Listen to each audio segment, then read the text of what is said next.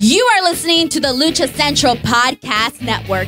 And now, LuchaCentral.com presents Masks, Mats, and Mayhem. My top's fine, my legs are fine, my crotch is absolutely dripping. I don't think you should put this in the show.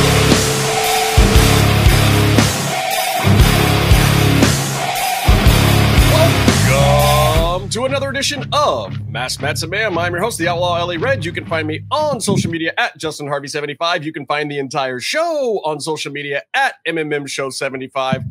I have to give a special thank you to the ladies that voted for me. I have to do it in the very special thank you. Yeah, but I still said I was going to do it. Like, I still got to thank Angie and YYHH, and I got to thank Mel, and I got to thank... I don't know if I have to thank Carmen or not, because it's unclear who exactly she voted for, only that she voted. There's a lot of other... you can't tell who voted for me. No, you can't. It's that's why I said that they have to DM me. Like, if you want the special thank you, you have to DM me. You gotta Google Forms that shit next time. You get to see everything everyone votes. Yeah, so we weren't spying on you. We don't know who you voted for. So if you haven't told us, we don't know. But your official Man Crush Monday of the MMM show is Meatloaf. The most hideous one. What? It's not a no. Wait, why you getting this guy? Yeah. This is what you dance guys for did. us. Dance. I think I'm cute. No, I'm sexy. He's just a sexy boy. Sexy all right, let's hold it on him until he gets He's uncomfortable. not your boy, toy. It's not going to get uncomfortable. Wanna Fanta? Don't you want to? Wanna Fanta? Don't you want to? I think the interesting news, though, is that there was like 100-something odd votes in just a short period of time, and that it was actually very, very close, and that Byron had votes at all. I'm actually surprised we had that many. We had that many listeners to the show. We had more voters than we had listeners. So. I don't know. Actually, last week that would not be, in fact, the case. Last week we had Drago on the show, and that episode is doing very, very well. Thank you to everyone who's listened to it. And if you haven't listened to it, please make sure to go back. It was absolutely one of my favorite moments in this entire show's history, even though I was not a part of the interview, even though there was lots of technical difficulties that Byron had to edit around later. The resulting final product is absolutely amazing. And for anyone who's ever listened to this show, you know I'm a huge, huge Drago fan. I didn't know if we'd ever be able to get some of these Spanish-speaking luchadors on this show. So thank you so much to Marco for helping translate and helping set that up with the boys. Because for me, that's honestly one of the dreams of this show come true, regardless of whether or not I was there. And the interview was great. You guys did an awesome job. I absolutely loved it. Please go back and listen to that episode if you haven't. It was a very, very cool moment for all of us, I think. And I want to thank Drago. I want to thank Drago for voting for me on the poll. Thank you. And if you want to buy any luchador masks, contact Drago, Arhenis, or even Marco himself. That's at 711_Marco. I kind of want to get an Arhenis mask after watching him do a one-winged angel today. Yeah, wow. That was a little weird, yeah? I wasn't expecting that, and I've seen this before. Yeah. So, yes, we have an interesting episode of Lucha Underground coming up that we want to talk about, but I want to kick it off. I'm actually going to kick this off with WWE, something we almost never do, but for a very specific reason. Someone might have a job again.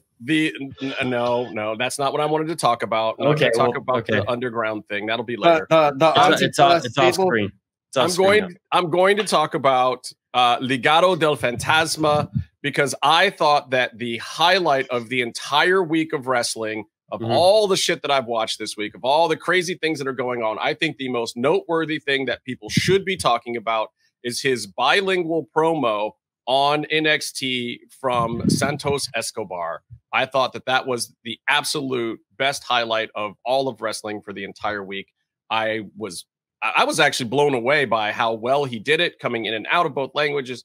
The promo made the most sense. It had the most passion and heart out of almost everything I've seen this week. And just kudos out to HDF for the whole entire thing, and for NXT for giving him some more shine. Like, he had a couple of bits that night. I would say my favorite thing of the week was very different than yours, and mine and Byron's are probably the same, actually.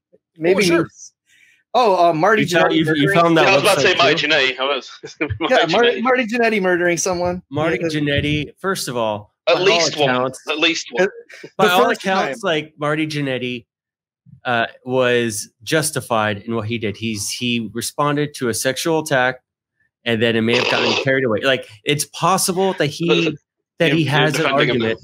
No. I'm just saying it's possible he has a defense, and he got away with it. So like.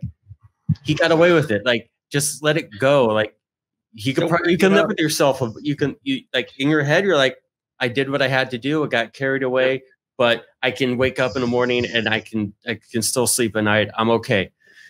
Let's just not do that again. And then he came out and told us, and he came out and told us multiple times. What? And then he did himself as well. Yeah, he did a podcast and explained it further after that. Yeah. After being told to not do by his legal team. Yep. It's just always. It's like everything he's doing is wrong. So it's Marty. Anyway, maybe he's been smart. Maybe he's about to lose everything, and he's looking for somewhere to stay. If you thought that paralyzing a guy with the rocker dropper was the worst thing he's done, he beat a guy to death with a brick and threw him in a river. So there you go. Well, this must be the most important thing this week, because I actually gave Meef the opening segment to talk about HDF, and he is more willing to talk about Jannetty. Yeah. So this must be the most important thing this week. I wanted to keep talking about the HDF thing. Well, but it's an open format show, guys. I'm not going to talk about it because obviously you know I'm my bias, and you know that I've known this all along. So there's no need. But I'm just very happy that I don't know all the stuff we were worried about. I mean, what bias does Meef have? He doesn't like Lucha Libre. He's not a very big fan of HDF, and clearly he's a Trump supporter. Yeah. Huge Bobby Lashley fan. He already has, like, right off camera, he has like 15 million. I suppose this is what Winch Fanta. Yeah, he's wearing a Fanta shirt because we made him take off his Drew McIntyre shirt before we started the show. That's acceptable. I do think it's I think it's getting glossed over the fact that Marty Jannetty made a Facebook tweet or post about how his girlfriend was upsetting him, and the post was about how he's committed murder before. Yeah, he's like, I've murdered someone, but it's not as bad as your hot Jamaican temper. Wow. Yeah, so to hide his racism, he decided to confess to murder. And everybody's like looked over his racism and the fact that he once wanted to sleep with someone who he once called a stepdaughter. That's how you control the narrative. Wow. Yeah, true. Anyway, I think shit worse. I think HDF did a great job. There's a level that he's working at right now, which they don't have with a lot of their and Meef, I just have to ask real quick. I don't want to stop you, Byron, but can we just call him HDF? Because I have so much trouble saying Santos Escobar. Like, I just don't want to call him that. Yeah, well, he came into the universe with the El Hijo del Fantasma name, so it's still viable. Yeah, and he didn't really lose it and change it like they usually do. You know, he kind of went unmasked himself. So the mask comes back on the face turn. Maybe. The question is, he gets an. I get Solomon's mask back for double. He needs to get a fucking t-shirt first. Does he get a masked action figure? Is the question, or do they go straight? I just think you have those talents like Angel Garza and the other one, and they are the other one. And the other one. I don't watch Raw anymore. Because what, they all look alike? What the hell is that? And the other one? I don't watch Raw anymore. I don't either. All the Raw talent is the same. Okay, so that's fine. It's not racism. It's just you're just against Raw talent. All the Raw talent looks the same. Okay, that's all fine. The Raw talent looks the same, and I have a bad memory too. But they do promos and they talk on happy to be here level. You know, it's like, oh, they did so great with their English, but HDF, he's beyond that. He has that level of charisma on top of like, oh, can he communicate in English? Like he's the star that you wanted. Andrade speak in ages, and like they've tried to do some similar stuff with him, and he got a great push. And I think that Andrade is totally over, but what they're doing with HDF right now, man, that's a rocket ship. Like if they can actually keep this going, he can actually supplant some of the stuff that Ray did Just because his English is now great, the gimmick is great, Has been he the looks best. good. He's wrestling his ass off right now. I just think that it's a good place for him to be as long as he can capitalize on it. He needs to get some of those James Worthy goggles if he's going to take Ray's place, so no one tries to pop his eye out. That's true. Well, I mean, also to be fair, Del Rio is kind of the standard of like what they're looking for, that handsome James Bond movie star that can be a movie star on either side of the border. And he needed help with English. He needed Roberto. I don't know names. Rodriguez. Words are what? Words? Names. He's terrible with his R's, isn't he? Remember, he's terrible with his R's. So. Robert Rodriguez. Getting rid of Ricardo Rodriguez was that was killing his whole character. They should have kept Ricardo. No, I said it with a C. Anyway. I know what the fuck Byron is talking about anymore. It's so good. I'm just saying, I'm saying he doesn't need a mouthpiece. He's already cutting better. I mean, he's still cutting better promos than Ray too. Ray isn't a promo guy. No, never Very really much was. not. No, very much not. That's my point. But do you guys think that we'll see toys for some of these guys anytime soon? Well, they didn't announce any recently, but it makes me wonder. They take a while to get a dude out, right? Yeah. So, do we get HDF with the mask, and then do we get the unmasked one? What I'm hoping for is we don't get the removable mask, because they did it for Andrade, and it looks like shit when you put the mask on it. Like a little weird symbol condom in it. Yeah, it looks like he put a Jimmy on his head. Yeah. And I'm not talking Tim Velasco, banned for life. It's it's like some really thick, not rubber, but like some really thick plastic, soft plastic, and it's terrible. Yeah, and it's like, I understand not doing a little actual like fabric mask, because that'd be a fucking nightmare. And it just has a little tiny mouth hole that makes him look like a sex blow up doll when he wears it, which I'm sure Charlotte's into, but the rest of the toy collectors in the world aren't into that. It's not that kind of toy. Some people maybe. Speaking of toys, have you gotten anything new recently, Casey? I know you've been in that group on Facebook talking about all sorts of stuff. I got shout out to Toys R for Geeks. I'll send you an invite so I can win Snake Mountain if you guys want to hit me up. And shout out to Alberto, our homie. Dude, okay. He started that thread, right? He started that group? He's one of the founding members of the group. Can we just say, though, as well, Justin, the fact that the only reason I was invited to that group is that because Casey tagged me in the competition of Tag a Friend. No, I actually thought you guys would enjoy it. And I enjoyed it. Yeah, I invited you right when that competition happened, and then I started tagging you because I'm like, fuck it, if I already invited you, I'm going to try to win. Yeah, and I'm not like a huge collector, but I have some like really weird, I have Farscape stuff and Old Joes and Transformers and a couple of weird wrestling things. But it smells so good. I didn't realize how much Toxic Avenger stuff that I had. What is that? Oh, dude. Is that a gold chain? Yes. Bling, bling, motherfucker. I'm going to open something a little bit rare here. Oh, shit. Oh, it is the Comic-Con exclusive Mr. T. Look at this awesome VHS-style packaging you get here. Okay, then you open it up, you get like a nice window picture of Mr. T and some racist guy and Piper, and then you get the figure itself. Wait. First of all, that guy can't be racist because clearly in that photograph he has a black friend. That's okay, you can keep going. Shit, so I can use that? Okay. Okay.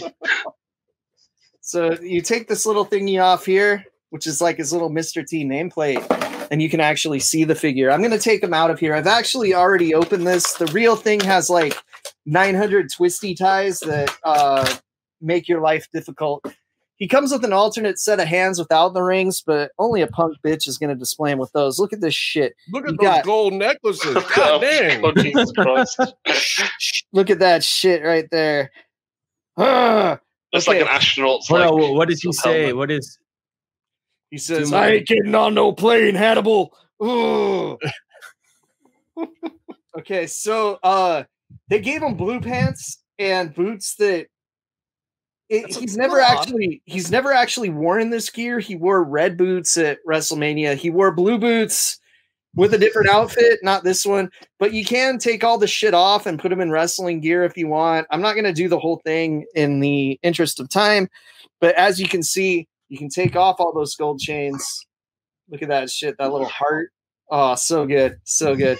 You can take off the belt, you can take off the shirt, and then he's basically got like the wrestling gear underneath. They gave you hands so you can switch it to give him more like regular hands to wrestle in. You can take off, the gold bracelets to show off his wrist tape. Yeah. And it's a great tape job. Great tape job. I got to show you this face though, because this likeness is fucking amazing. And I would actually have to say this is possibly the best looking Mr. T figure ever done. The only ones wait, whoa, it's Mr. T? I thought it was Terry Crews this whole time. That's a Mr. T figure. First okay, of all, I'm sorry. If there was a Terry Crews figure that I could buy, I would buy it because I fucking love Terry Crews. And second, enough with the jibba jabba. No, okay. Slow it down.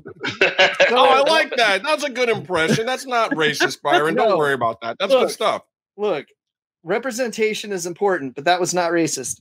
Okay, so you can also put the belt on upside down so it looks like an erect penis on his belt buckle. Wait, that's not the way that's supposed to go. All right, Byron, bring us back to the frickin' 4 shot. Brian Saxton. But anyway, best Mr. T figure ever made. I'd say the only one that even looks remotely this good is the Clubber Lang figure from the Rocky line, which is pretty good, but he's got boxing gloves and shit. This one is actual Mr. T. This one you could use as Bosco B.A. Baracus. This one you could use as whatever the fuck his name was on DC Cab, cinematic masterpiece. So yeah, you got Mr. T here. You can have him stand at a Hall of Fame podium and talk about his mom until Kane cuts him off.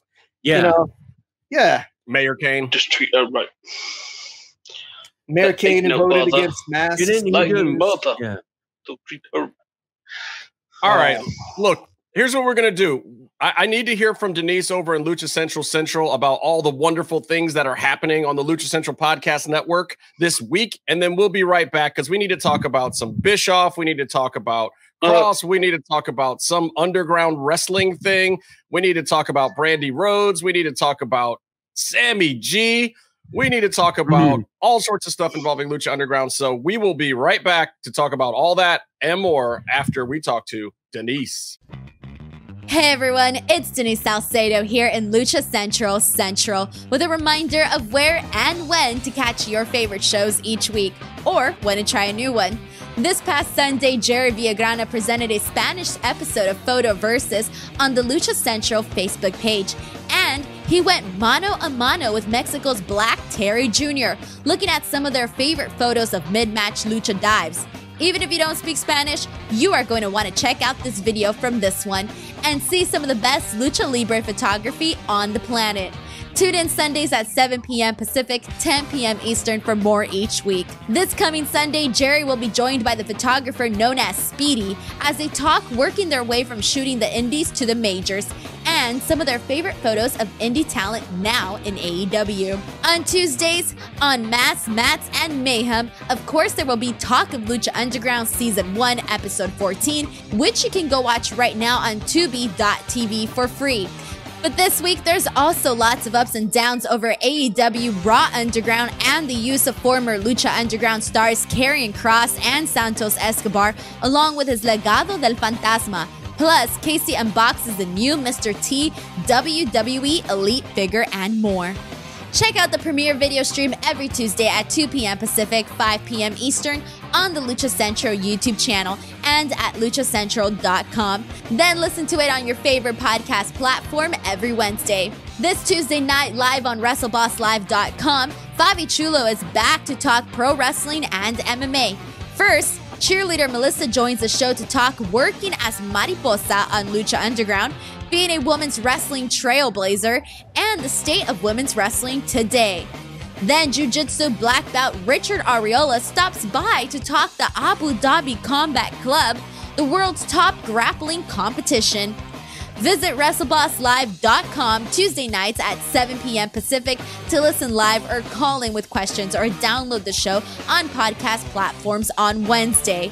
Wednesday nights live on Facebook, it's Spanish show La Mesa de los Margaros, giving you both the news and the chisme from around the lucha world. Special guests and a whole lot of fun make it one of the most talked about shows in Mexico. This week, two-time AAA Cruiserweight and former AAA Mixed Tag Team Champion Alex Kozlov, and AAA commentator Jose Manuel Guillen pull up seats at the table. Find the video version on Facebook Wednesday through Friday, and then on weekends, download the audio version in podcast form. Thursdays, it's straight out of the bodega with Papo Esco and PWR promoter Gabriel Ramirez. This week, it's part 2 with Los Angeles Misterioso as they talk the controversy surrounding his name, plus his international tours in Mexico and Japan. On Friday, it's your double dose of Lucha Central Weekly podcast, one in English y el otro en español. Lucha Central Weekly is where you'll find all the top stories of the week, both inside and out of the ring, from Mexico and anywhere luchadores are in action across the globe. This week, both shows have news for you on the Lucha Brothers in AEW, the return of CMLL live action this past Friday night, Lucha Time's weekly series, what's next for AAA, and more. Catch up on the top stories of the entire week in Lucha Libre in just 90 minutes. Be sure to subscribe and follow all your favorite Lucha Central Network series on your favorite podcast platforms. And please be sure to give a rating and review to help more fans find the shows that you love. For now, this is Denise Salcedo signing off from Lucha Central Central. Have a great week. Sounds like there's some great stuff coming this week, and I mostly say that because Denise was talking about us for half of that thing. So yeah, there's obviously some great stuff this week on the Lucha Central Podcast Network. Don't forget to rate, subscribe, like, leave a review, say positive things about us, like our friends Goat Say, Bad Hombre, Go see Zeus. Who else do I need to thank this week? Josh Alberto. No one, because that one Zeus. guy didn't mention me in the tweet saying we were great. He mentioned every other host but me. Wow. Who else? Who's tweeted at me lately? That might have been Bad Hombre, actually. I'm not sure. I don't remember. I want to give a shout out Hombre. to Urban and J-Man for no reason, but Oh yeah, See if they're Urban, listening. listen to the Freaked episode of my other podcast. I did it for you. I bet that he will. I need to catch up on your podcast. I was going to listen to it in the car on my drive because I'm not in Denver anymore. I'm in the 314. I got to tell you guys, we just recorded out a in really St. Louis. cool. This is What? my second podcast today. We just did a new episode, bro. It was pretty good. What's the handle? Where can people find it? It is Another Miserable Podcast. You can find that wherever podcasts are downloaded, and you can watch it on YouTube if you're one of those fucking weirdos like the guys here. Hi.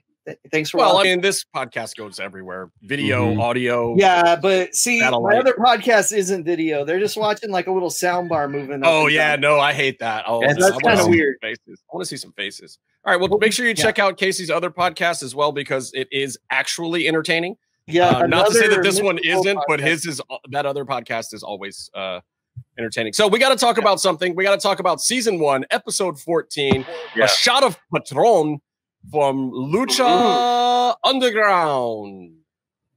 Lucha Underground. yeah. Sexually sick. What my first note on the show was, what are they doing with that close up on the intro, close up on the logo stuff? The graphics. Okay. I figured it out, Byron, because I was thinking the same thing. I was wondering, where the fuck had I seen this before, right? Yeah. They're trying to do the intro to 89 Batman. Jigga, what? Go back and watch that, and they do the same close-up on the logo. The whole opening credits is flying through the logo, doing like a close-up. That's what they're trying to steal there. Interesting. 89 Batman. It would have been I mean, cool if they We committed. know that and, Rodriguez loves to give those little Yeah. shout outs and little nuggets and little hidden Easter eggs all over the place. And He's my number one guy. Skip is great at doing those things. So, This promotion needs an enema. but honestly, that's a graphic thing. So I would imagine that actually probably fell under Van Wagenen. So maybe Van Wagenen's got a sense of style after all. Eric, you're my number one guy. I don't know. I thought it felt weird and incomplete. Is that you, Sugar Bumps? Well, it is also on a reality budget. You know, Yeah, so they only did 2 of the 20 shots. yeah. Like what was the budget of Lucha Underground? 300 an episode, 400 an episode at best. And we mean dollars when we say that. Yeah. They would take $20 from you when you came in to watch the show to sit in the bleachers. You figure, Oh, if they did that, they would be fine. yeah. That's- Wow yeah. did that. David McClain did that. He would give some people. He would pay some people to fill seats. He would bring other people in for free from Universal, and then the real wrestling fans that did all the cheering and knew what was going on, he would charge them each $25. Because that made perfect sense. What the fuck? It does make perfect sense. Charge the marks. And look, it worked. The place was packed every time, and those crowds were hot for a while. So anyway, the first vignette, Alberto El Patron, kind of asked Dario a personal question. He asked him what that. I want to ask you a personal question. He asked him what that thing with the shape and the head that fits into the slot. Dario, can I ask you a personal question? The key. The key, yes. Do you douche, Dario? Wait, I thought he was going to cut a promo at the end of the episode. Oh, he wanted. Okay. Wait, why are you skipping to the end of the episode already? Why do you always do that? He said he needed a favor, and his favor was to go talk to everyone. Yeah. I thought he was going to punch someone in the dick or something. I thought he was talking. This is what he was talking about in this segment. He was coming from getting screwed at WWE, so when you ask for a favor, it is to actually get camera time. And honestly, though, we should talk about why he got released. Why did he get released? This is when he slapped the racist in the face and knocked his ass down, and they fired him for it because he fucking destroyed the guy. You know what? Absolutely justified. Thank you, Alberto. Slap more racists in the face. And honestly, when he came into Lucha Underground, he came in as an absolute hero. Nobody was mad about it at all. I just wish he could have kept that reputation. His career was still kind of up there, wasn't it? It wasn't. He hadn't actually done publicly anyway. There wasn't a lot of shit on him. Well, he had done AAA, and there wasn't a bunch of public stuff, and he had been kind of an underground hero when he left WWE in the first place. Shit didn't really go downhill until he went back, he right? Back, he went back. He started off when he found Nancy to his Sid. He came back. He started off hot, but he was obviously on gear, and then he got suspended and floundered. Isn't she one of your people? Gear. I use juice. She's one of my people, but her entire family are fucking carnies. Are you related? You're related to them, right? No, they're from Norwich. They're related to themselves, and that's it. Circular fashion. If you want to know what rednecks in the UK are, Anglia, East Anglia, Norwich, Ipswich. I thought they were the Night Family.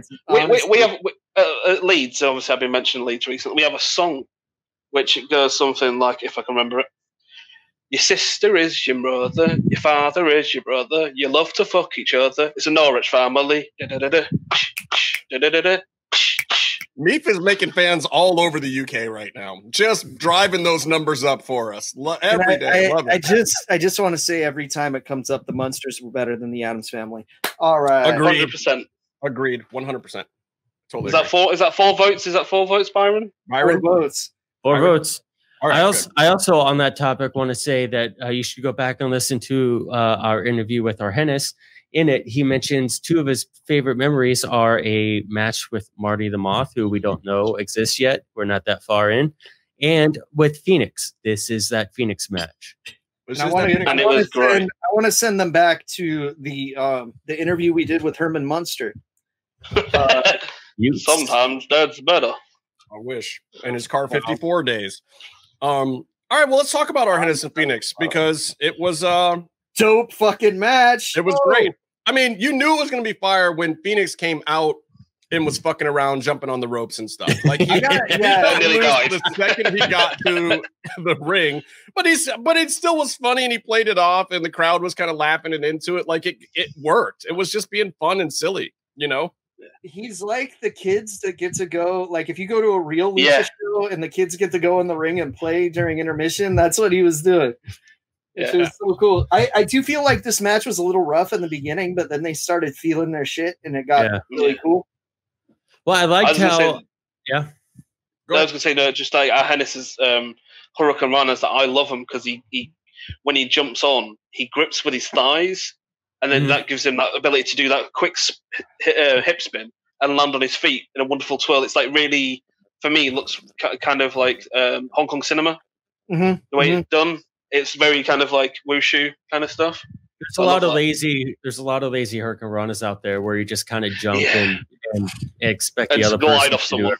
Yeah, and he actually looks like he's fighting for it and actually using his momentum to move the guy, which we haven't seen since Big Papa Pump himself. Well, before he was Big Papa Pump. I like, though, it seemed like they blew some sort of hip drag spot on the first moment, and then immediately just rebounded to a tank punch. Yep. Because why not? It's like they send each other little messages like, "Oh, you blew that spot. No, you did," and then a tank kick results. It's interesting that of course the announcers didn't pick this up, but these guys were using a lot of moves that weren't legal in Lucha Libre on each other, like Argenis attempting the tombstone and the tank kicks and stuff like that. But God forbid Matt Striker calls something like that.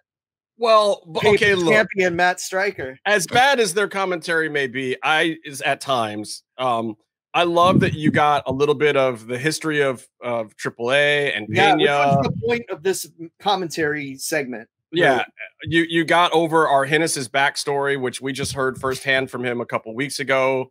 And Striker and Vamp both did a pretty good job of boiling it down to the bare essence. Little nitpick is it did feel like when I was watching Nitro and they would just talk about the NWO during the Lucha matches. Now, the other thing I do know about this, though, is, however, that Conan was actually in their ears for this block of the show.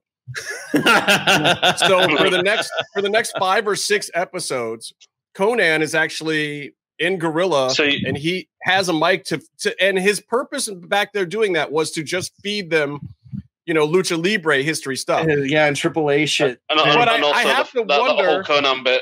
I have to wonder, if Vamp is so stupid that Conan just told him to say all of these wonderful things, and Vamp just Kermit the Frog did for him with his hand up his ass, because this is the nicest you will ever hear Vampiro be about Conan. It had to be because Conan was on headset. Because I totally thought, did he get in trouble or something? And this is his apology? Like, what the fuck is going on? I mean, Evie Dubs talked about Lucha Libre legend Conan.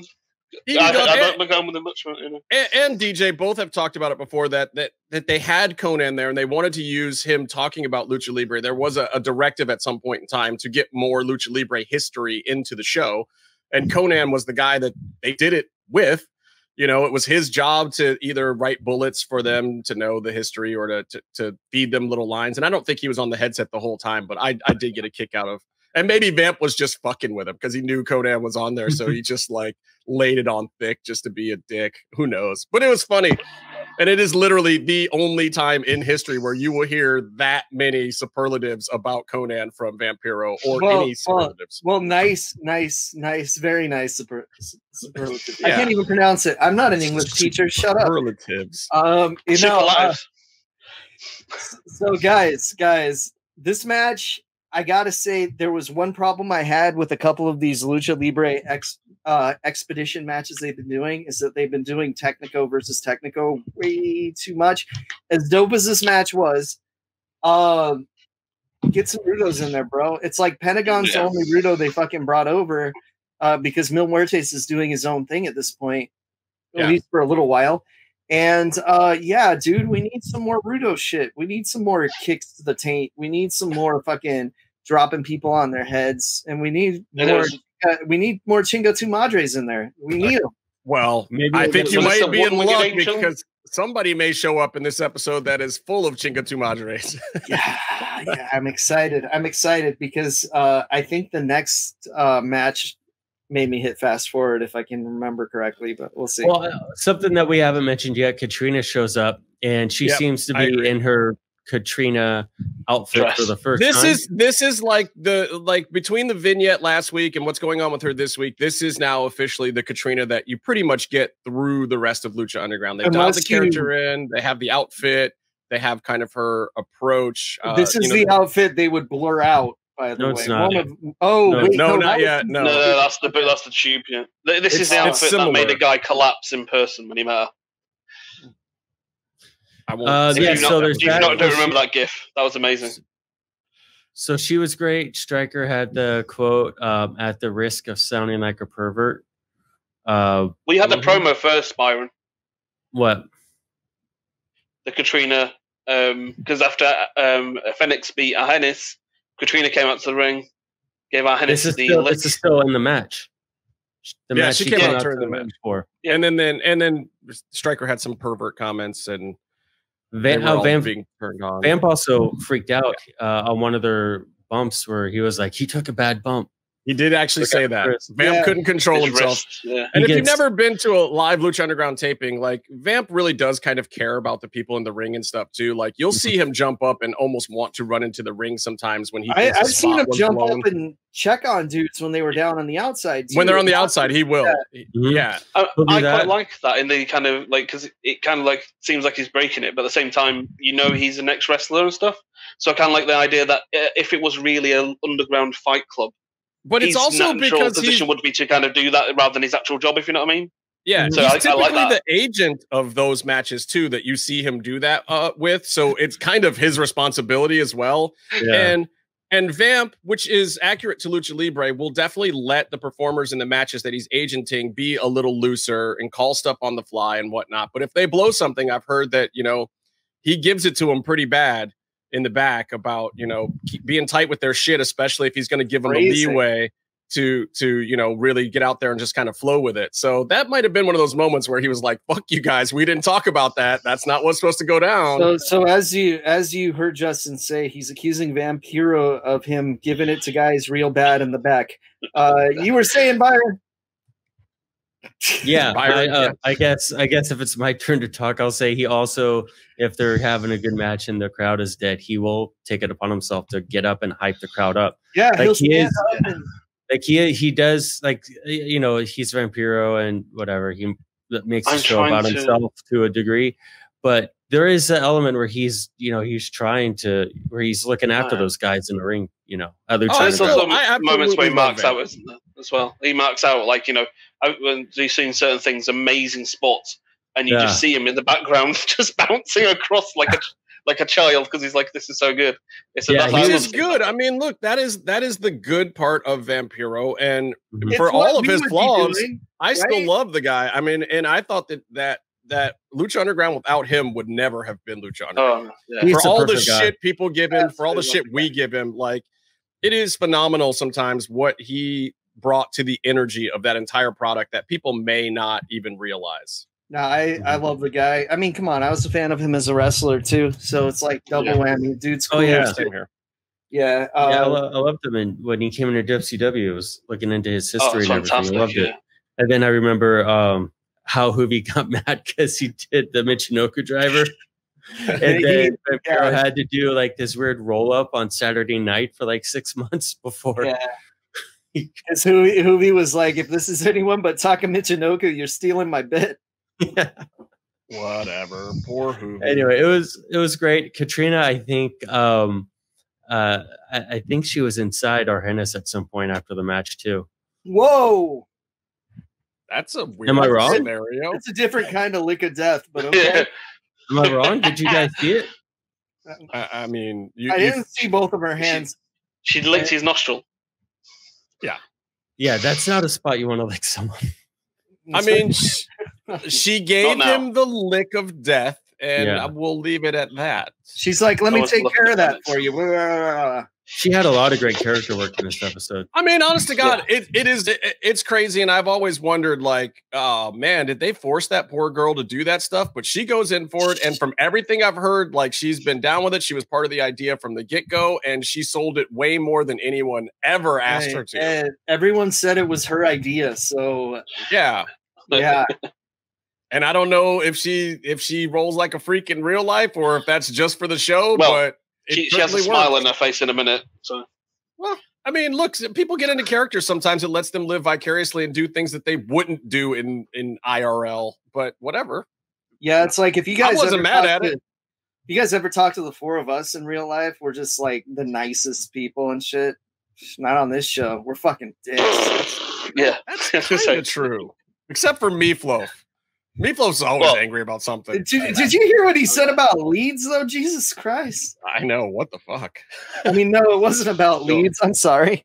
No, I think it also applies to Leeds. Yeah, it also applies to leads. So since we're talking about We have a Katrina too, reputation. let's kind of go into this vignette because it goes right from the ring to her backstage vignette. And she's kind of calling out the man here, saying that the power of 1,000 lives must have been too much for him, which was a bold statement to be this early on in their relationship on camera. Like, yeah, Phoenix has got a bigger dick than you. Is she just trying to fire him up? Is she just trying to get Mil Muertes fired up here? To I don't know. Okay, so she enjoyed the choke. So he did this. No, that face. Come on. No. I think there's levels. Yes, there's levels. There's Dom and Sub, and then there's like a DDLG kind of scenario with a daddy little girl. Like, what do you mean levels? It's kinky shit, Byron. This is clearly sex perversion on television, and it's great. Yes. Yeah. I can't. Who would guess who wrote this segment? I mean, I can't give this. Having seen all the episodes, I can't give the show the benefit of the doubt in this one scene. But to me, what I was reading was she was putting on a different face in front of Mil as opposed to when he left. Like when he turned his back, she seemed to sort of break character and showed concern. And I think it's just vague enough to be able to debate it and want to know what's going to happen next. Did you guys hear about the original version of this skit that when he grabbed her by the neck, she farted? Wow. Dude, the Katrina fart jokes were a big hit last week all over social media. Were they? I just don't even know. How. Speaking of fart. They did add a bit. They did add another supernatural element to both of them. She got picked up by her neck off the ground and was fine. And Mil can scream really loud. Yeah. Yes. And he can choke Chavo just for being there, which is always fun. Well, now Chavo didn't enjoy it as much, did he? Now, look. Here's the thing. Maybe a little would. Maybe. That was a dumb move on Chavo's part. I think one of the weird things about Lucha Underground at this phase is it becomes this thing where Rudos start getting over. So the only real heel in the company is Chavo. So the only way to get heel heat is through Chavo for this middle section of the show. If you see a pissed off Mil Muertes coming towards you in a hallway in the dark, you fucking get out of there, okay? Well, there's only one direction to go, and that's away from him. This is a Rudo. This is a Rudo face turn, this whole thing. Like, because Katrina's fucking with Mil, so that kind of makes you feel for him. Then he's, up in Chavo's face, and Chavo's the only clear real heel. So in this episode, you have kind of both Mil Muertes and Pentagon doing this thing where they're clearly Rudos doing Rudo shit, but they're getting over like faces. Which is great. I don't have a problem with it. It becomes one of the signatures of Lucha Underground that Rudos can get over. Mega evil fans. I wonder where they got that idea from. I was going to say, this also became the kind of thing for the wrestling whole world, wasn't it, as well? Really, at that time. It did cause a switch. A lot of people started getting into more interesting characters. There had been a ton of that in ECW. You had Stone Cold Steve Austin. You had Rock as a tweener for a while. NWO. Like, I don't think it's a new thing. And I think that smart marks and wrestling fans that were in the know have started not caring what they're presenting to you in the ring and cheering for the people that they like. And sometimes those are just the badass dudes, whether they're good guys or bad guys. And in a crowd of 300-400 people like Lucha Underground was, once those smart marks go a certain direction, including us, there's no turning it around. You just have to go with it because you can't convince. There's no little kids and casuals in the audience to convince. Like, once we say something, that's just law. Oh, because I think we're to the point where little kids are banned now. Yeah. 13, and Kevin Gill's not there. 13 and up. 13. Weren't we chanting 13 and up? Why would Kevin Gill show up if all the boys were over 13? I do know that Ultimo Lucha, where you had the execs and the family showing up for the first time for like the season finale during the Pentagon Vampiro match. You'd see families dragging their crying children out of the warehouse. It was to be fair, they almost got beheaded by a light tube. But yeah. Oh wait, so there's a back-to-back vignettes here too, because Big Rick. This is awesome. Hold on. Dude, if I watched this, I would have thought Big Rick was going to be way bigger than he ended up being on the show. That by the way, the fight scene was really, really awesome in the hallway right beforehand. I thought that was really super cool. Chavo and and Mill thing. Yeah, I thought that was really well done cinematically, and then this promo I thought was like just straight up Tarantino Rodriguez won it. Yeah, Kill Bill kind of vibe. Even with like the graphic thrown on it, which kind of, Yeah. the graphics are kind of going against the sort of the aesthetic of the show. And that little that end bit as well, when he like leans forward out of the darkness into like a light, is like, where you think it would be reverse almost. I mean, but did anyone else wish at this point that the Big Rick character had been played by Willie Mack instead, so he could change his name to One Eye Willie right now? Oh, exactly. And he could have come out to the suite. That would have been great. I was really this is one for Kleinrock, but I was really disappointed that when Big Dick Dudley started wearing a patch in XPW that he didn't have some kind of one-eyed dick name after that. I think Kleinrock's in the crowd for this episode too. I felt like I saw him briefly. There's that guy who looks exactly like him. I'll tell you who I did see in the crowd in this episode making his very first appearance on Lucha Underground in the background. Jimmy V. Jimmy V's in this episode. Wait, Jimmy went before I did? Yeah, apparently so. He's in this one. Huh. And Johnny. We had Johnny. Johnny Ace. Johnny Ace is in there. Too bad Jimmy. My friend Juanino as well. Juanino's in there. Both Vics are in this one. Honestly, I really love Jim Velasco. He helped me meet Terry Funk. None of these guys have ever done anything like mute that. Casey now until he starts being mean again.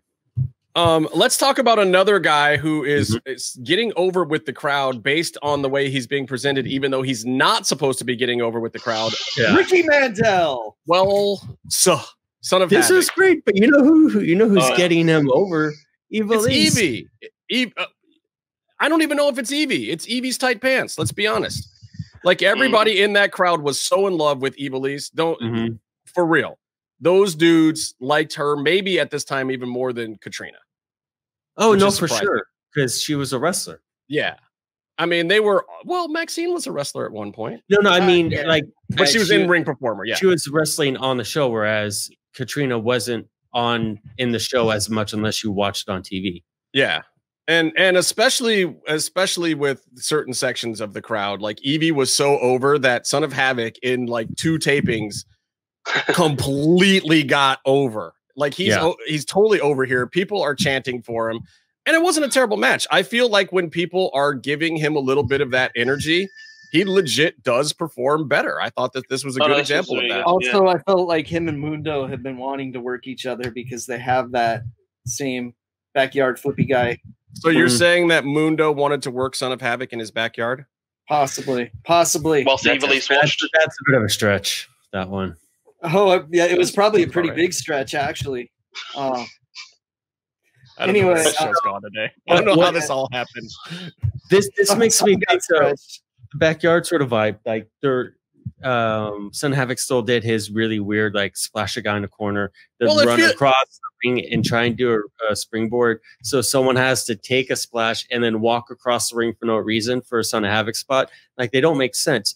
I hate them all. But look, it feels to me like they worked this out in Johnny Mundo's backyard ring in Reseda or wherever that thing is, and that this was a show of strength and parkour moves from both of them, which was fine. It was fun. It wasn't lucha libre, but it was whatever. Like I wasn't thrilled with it, but at the same time, I thought it was very entertaining. I fast forwarded to the finish, you guys. I fast forwarded to the finish. Well, I thought it was super fun, and I thought Mundo did a good job of stringing the psychology together in the match, which made up for Havoc never really having any. And I thought do you like this style of match for Lucha Underground? Because I thought it was a kind of fun, unique one-off moment, but even watching it, it was kind of like, I don't really want to see a ton of this. This isn't really what I come to this show for. I agree, but I also think, white dudes. I think in a way, who's the third dude? Who's the third white dude? Me. No, I'm just saying there's too many white dudes. There's 2 white dudes. They said there's 3 white dudes. No. I thought the match was good and was doing something. I thought Mundo started showing heel aspects, and Havoc also showed why he's such a loser. But I'll tell you what, and 5 minutes on a turnbuckle. I love the finish of this. I love the finish of this because the finish is Son of Havoc loses because he takes too long setting up a move. How more on the nose can you write a finish to a match? They probably wrote it and then wondered why he didn't get the joke. And if anybody wants to know what I'm talking about, there's a specific ladder match featuring Son of Havoc and Pentagon that you can just go watch anytime, even on TV after editing. All the setups take too long. And when you saw it live, it was the most painful fucking thing I've ever experienced in my goddamn life. Yeah, the only thing we could do to entertain ourselves was chant "Fuck you, Havoc" over and over again. And we had 20 minutes to do it before every single spot that got set up, half of which were blown anyway. I heard we made him cry in real life. Oh, really? I feel bad. That was supposed to be a really, really big match for him. He fucked up. And, so there we go. And I'm sure, and it's just he needs to have matches with people who know psychology, so they know how to do more than just let's set up a ladder. So then we'll climb up another one and fall on it. There has to be a match. Dude, I don't like ladder matches that much. Pentagon was saving himself for a bigger match that night too. But anyway, back to this particular episode. Like, this was not a stinker by any stretch of the imagination. It's just a question of whether stylistically you liked this style or not. And if Casey says no, I say no. What do you say, Byron? You like this style or not for this? I thought it was entertaining. I had my laptop taking notes, and so this was the match where I was more listening than watching, and it sounded fun. But so you give it a thumbs up or a thumbs down? I'm going in the middle. Okay. What about you, Meef? You're in the middle too? Well, my note was that both of them were showing out, so they all got the shit in, and kind of it was entertaining. But like you said, his stylistic feels it wasn't right for the show. But yeah, we got to see release. Felt like a good opening match on All In, but not actual AEW. Just the All In they did before. Gotcha. I gotcha. And so we had Cuerno, so I was happy. Well, yeah. So let's get to that. Cuerno gets a run in. He gets his Thrill of the Hunt off on Johnny Gimmick Pants, because I believe this was the first time he had those particular gimmick pants on the show, which are some of the better Johnny Gimmick Pants. Speaking of Mitsubishi drivers, give him credit for that at least. Fashion enthusiast Justin Outlaw LA Red Heart. How about when Cuerno got Mundo up on his shoulders and Striker goes, "Hey Vampiro, you coined the name of this move. Do you want to call it or should I?" And he just doesn't say anything. He just no-sold it. That's great. I would love to probably like drinking water. Vampiro probably was drinking water at the time, and Matt was just being a dick. You know that's what fucking happened. Probably. And Striker's just over there laughing to himself because he knew Vamp couldn't answer. Dick. Now, you were talking about how there's too many white guys, but let's talk about a great white guy. Let's talk about Ricky Martel. Oh. I love that they did that. That was funny as fuck. That was like the commentary. Like, we give them shit every week. I have to give them props. That's the second thing in this episode on commentary that actually popped me that I laughed my ass off at. Won his first championship at 15 years old in was it Puerto Rico or Costa Rica? I can't remember. That was great. That was the Puerto Rico. The dude lasted the longest in the Royal Rumble for years, so we should give him some respect. But oh my god, when I first saw Ricky Mandel, I'm like, is that his name because he's related to Buddy Landel? And I'm like, that's a completely different. They spell and pronounce their names completely differently. I need sleep. Because the first show I saw him on, I was like at an 8-hour taping and only drinking energy drinks. My brain was all over the place. But I thought, that guy's got some good gear. And you know what? He still had good gear in this match. He does. I mean, look, I'm not going to hate on Ricky Mandel. He's done some weird stuff, but I've always thought the dude was solid, and he takes a lot of shit, and I think it's funny. I think it's part of the gimmick at this point. Top 3 skeleton in Lucha Underground history. He's one of the top 3 skeletons of all Lucha Underground history. Pentagon Junior and Pentagon Dark are skeleton. No, ninjas. they don't count. They don't count. He just has a skeleton chin. Oh. This is I think this is the first match where you notice the entire crowd lost Pentagon. Yes, and also this is the match that started the glove thing, because Pentagon just takes the glove off to do the slap, but he wasn't really trying to get a pop from taking the glove off. He took it off and he threw it, and he didn't quiet the crowd. Somebody in the crowd actually says shush first, and then the crowd got quiet, And then he did the spot a second time. And this is kind of what led to him making it a gimmick spot. And you'll see over the next few episodes, several things that you see Pentagon do all the time now are being developed as his gimmicks over these next few episodes. So this is literally where they take off the glove, big slap came from. But there's one thing that I want to ask you guys about this match. I don't know if you've noticed, and I noticed it from here throughout the rest of the episode and in a few other episodes. Why is the Lucha Underground ring so fucking squeaky? Yes. Oh yeah.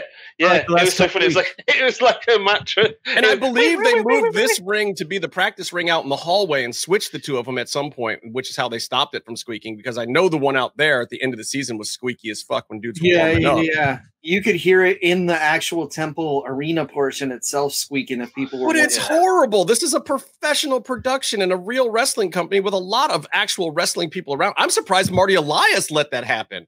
Well, they had so many hot mics around too. It's just like, what the fuck, man? Yeah, maybe.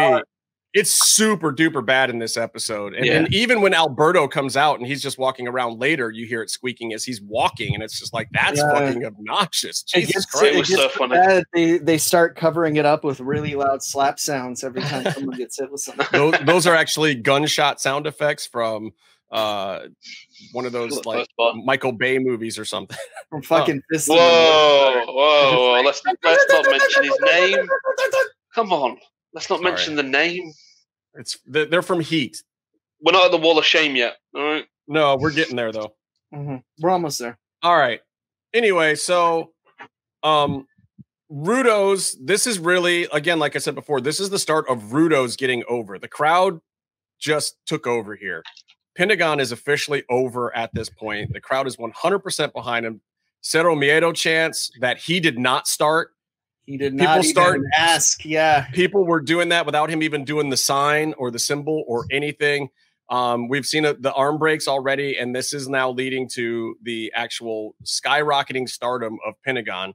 And this time, again, Casey, he does the submission first, gets the submission win, and then goes into the arm break. Yeah, I think next week's when he actually pins Vinny and then breaks his arm. I think it's next week. Might be the week after. It's coming soon. Yeah. I think it's the week after because everything next week was also taped this same day, and I don't think he broke two arms this week. Yeah, you're right. We'll see. I enjoyed this very, very much, and I definitely got to say, seeing my favorite wrestler just squash somebody is always really fun. Especially someone I know is capable of being squashed well.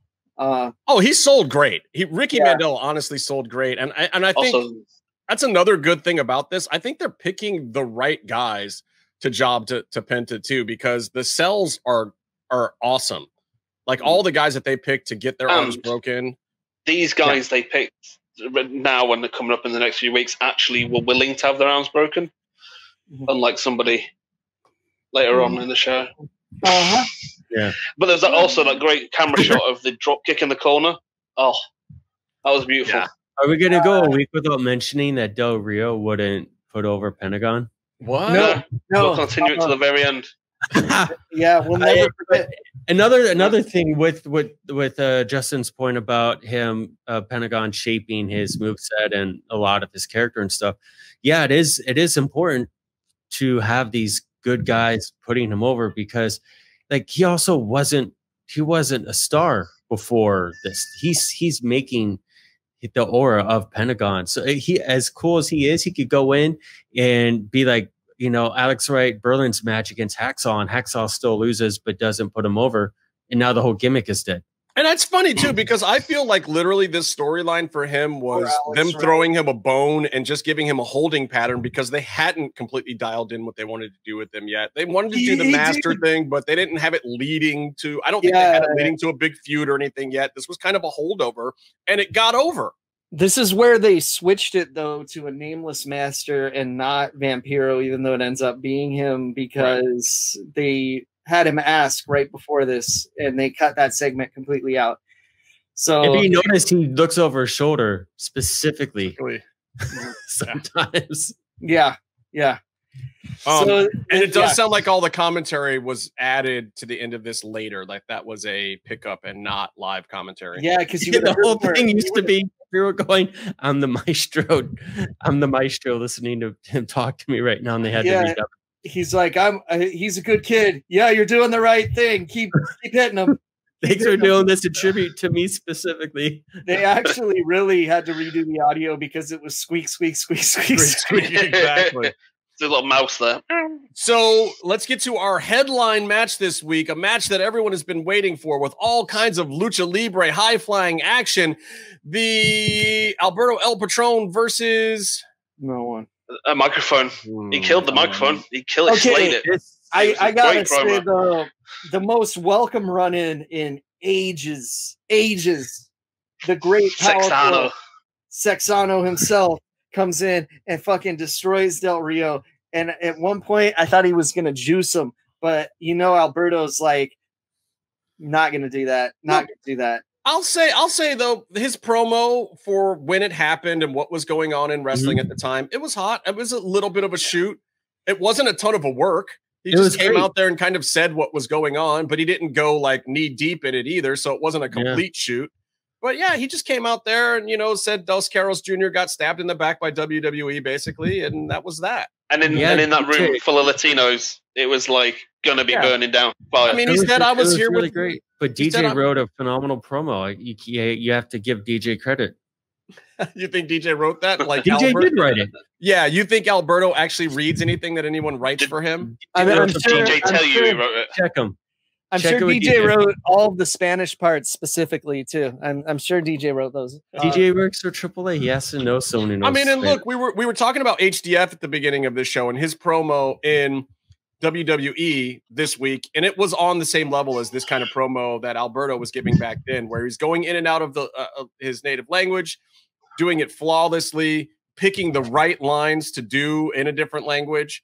On the spot to get the reaction. Given HDF this week was doing it more for a heel response and Alberto was doing it more for a face pop, but it doesn't matter. I think what HDF did this week on NXT shows that he is every bit as good as Alberto ever was. And what's interesting is they're both the opposite of what they're portraying.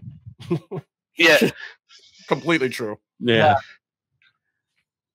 Alberto, not exactly a team player.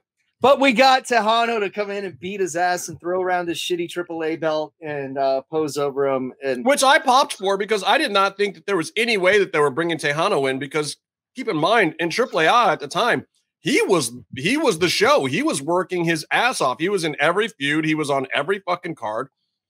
That guy was drop his belt. A workhorse. But well, if he wanted the spotlight in America, Was he the youngest ever Mega champion? I believe so. Yeah, but you got to remember, Mega Champion isn't that long of a title, so it's kind of no. But yeah, it was good. I give this episode, I guess, watch it for the Pentagon stuff. Everything else, 6 out of 10. Yeah, 6 out of 10. I'd go 7. I meant for Casey. I meant for Casey, not for me. Oh no! If Pentagon's on the show and he wins, it's an automatic 10 out of 10. We've already established that on the show. House rules. I mean, look, it was a 50-50 show in the fact that 50% of it was absolutely great when you have Argenis and Phoenix, and then Pentagon doing the Ricky Mandel destruction. Those two things were great. The Alberto thing and the Son of Havoc Johnny Mundo thing, meh, but also some pretty great vignettes that really set the tone for everything moving forward for hundreds of episodes here. So for me, it falls kind of in the 70th percentile at least. That's me. Okay, no, I'm with that. All right, guys. So I want to hear a little bit of something from our lovely sponsors over at lucha-mask.com, and then we'll be right back because we got some hot stuff to talk about on the wall of shame and fame this week and some other interesting things going on in wrestling that absolutely need to be discussed. Come right back. Lucha-masks.com, in partnership with Mask Republic, give you personal protective masks to keep you lucha strong in the fight versus COVID-19. With world-class luchadors Blue Demon Jr., the Lucha Brothers, LA Park, Ultimo Dragon, Cain Velasquez, Conan, and so much more. Head to lucha-masks.com and you too can become a masked warrior. Lucha-masks.com, powered by Pro Wrestling Revolution. Oh shit, it's Magnum Tokyo. Oh. I want to see you go. I want to see you go. I got to watch you go. The whole song's about watching someone go to the bathroom. See you go. Tokyo, go, go, go, go, go, go. It is kind of weird, the eyeballs over your mouth. It's kind of weird that Justin's not doing the Tokyo Magnum dance while I'm singing his theme song. Do you reckon there's IP for Gato Ever Ready? Oh, well, it's half of it has to be owned by... Ask a Roll Dawn if you want that answer. But I feel like doing it on purpose just to fucking wind Dorian up. Why not? Okay, and before someone asks, we weren't allowed to ask the Gato Ever Ready question. Okay. No one would ask. Some people We're the only ones who... Us and Rob Viper. Did you know that Eric Mutter last night on Twitter was trying to tell me how much of a hero Paul Correa was to the Ducks? He's a hockey player, and he's trying to tell me about a hockey team. Wait, why are you talking about hockey? Yeah, because I want to complain about Eric Mutter. And so I was tweeting with Rob Viper about the Maple Leafs last night, and Mutter jumps in. He's like, Paul Correa is a legend. I'm like, we hated him. He's like, how could you hate him? He scored a great goal in that game. I'm like, I'm a Ducks fan. Are you a Ducks fan? I'm a Ducks fan. I've known Ducks fans since day one. And he's trying to tell me that Paul Correa is a hero. Paul Correa was a rat. Oh! Wow. And this is coming from a guy who bought his brother a fucking Mighty Ducks championship belt for his wedding. So Byron, I could sign off on him loving the Ducks. Not a cool team like the fucking Flyers or something, but the Ducks. Yeah, we're cool. We're cool with Correa now. But we were. And we even, like, his number's retired, but before it got retired, we let someone else wear it for a while. Hey, aren't we supposed to talk about these lucha masks now, Byron? And we're back. Okay, so lucha-masks.com. You got Hey, Vito, Meef got the best mask. The John Cena. This is the John Cena. I'll be like, no, I thought Jim Velasco got the John Cena one. It's funny because every like 6 months on Reddit it pops up. Someone goes, "Hey, did John Cena not like Alex Riley?" And then they post all the gifs of him just beating the shit out of him. That's amazing. I gotta tell you though, for PW Revolution to be doing these, like that was a great idea of how to keep business going for themselves, because these things are freaking amazing. They're selling out well. They're selling out left and right. I've been using the shit out of mine. Like, you know, we always said that we're not going to endorse products that we don't use. I wore my Taurus one on set for 12 fucking hours last week in the summer. And that thing is full latex. You know, go out and get the Taurus one too. There's a few of those left. It's sweet. It's got the ring. It's like a full, like, it's a cool custom piece just to have in your collection. This is a Dark Phoenix one. I'm very happy with these. I'm glad they're still going. The Venom ones, Meatloaf inspired, Venom inspired masks are, I think they're gone, but those are super dope. Yeah. I'd like to see a blue Drago. I'd like to see a blue Drago. So wait, don't they have a competition going for people to design these things themselves? They do indeed. Yeah, but it's over by the time this episode airs, so we should. Yeah. Oh, for real? Yeah. Yeah. It's over tomorrow. So. Oh, is it already tomorrow? Yeah, it's only 5 days, wasn't it? Yeah. Yeah. Well, at least, you know, we'll get to see who won that. But that's pretty cool that they've got some people doing it. We said it was happening last week, so we did. No, we did. I didn't know how long it was going, but that's awesome. I'd like to see what actually gets made into masks. This would be kind of cool. They couldn't. I am not allowed to do my Tortuguillas Karatecas mask, so I'm a little pissed. Well, you can't use existing IP. Yeah, well, neither could they, and they made the whole fucking wrestlers bootleg after the Ninjas. Those weren't licensed. Come on. Yeah, you know, licensing is a vague concept when it comes to Lucha Libre. They use Hero Turtles. That's why they use Hero Turtles, not Ninja Turtles. That was fine. I gotta ask you guys. Bischoff and AEW, is this a good thing or bad thing, or do we care? No one. TNA cares. Mark II. I thought it was a great one-off segment, and I thought it was cool. I do got to tell people, though, the Nitro book, that's all the behind the scenes of how Nitro was running and how Bischoff took over and made it successful.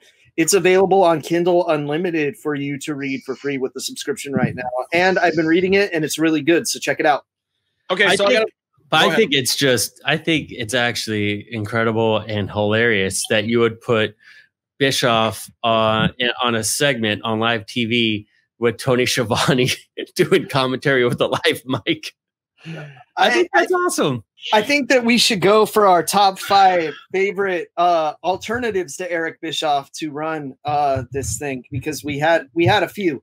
My first one, my number one, it's in no particular order, would be Yoshihiko from DDT. The inflatable sex doll would have been more entertaining. Okay. Next would be any member of the Dark Order, so that they could be the masked debater. My third, Alex Wright. My third would be Mike Tyson, because we forgot about that storyline because AEW gonna AEW. Dixie Carter. Dixie Carter could do one. All of Twitter, so that everyone can quit on the debate and then post bikini pictures of themselves. And number 5, Jeff I Jarrett. don't have number 5. I'm sorry. Big Dick Johnson. Big Dick Johnson. That would actually be a good choice. We can go through a list of guys who they were employed at TNA, because that's AEW's model, isn't it? I don't know. First of all, a lot of TNA superstars. Did you work at? I enjoyed it. I thought it was a fun segment. Did you work at WWE? Well, boy. Look, I wouldn't say that AEW has gone full old school TNA at this point, but I will say that nothing screams really badly staged segment more than a GoPro inside of a car that's being smashed up that's supposed to have just been getting randomly smashed up. That bugged the hell out of me too. Yeah, you don't look, I work in TV. And I work on a show with a host, and we don't even have a camera waiting when the host walks in the door, because that doesn't make sense. It doesn't make sense that the cameras would already be there. If you're trying to have any semblance of reality, you follow the host into the scene. So it also doesn't make any sense for there to be a GoPro inside of a car that's randomly getting smashed up. That just bugged the shit out of me. Even though I liked Santana and Ortiz, and I thought that LAX did a good job with that angle.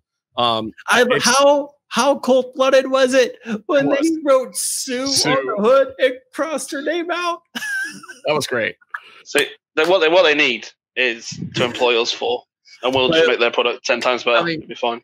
It would be great if they brought in Roach and DJ, but also this is just another example of where they have Roach. Roach has real work on big shows. Big Brother and bring in DJ. Back. I believe DJ's over there now too. I think they're doing the Big Brother thing now. I think Big Brother's back. Big Brother. Yeah, but they need someone to guide and restrain ideas. And this is just the GoPros inside the car when you're not trying to think the next step. Oh, is this a good idea?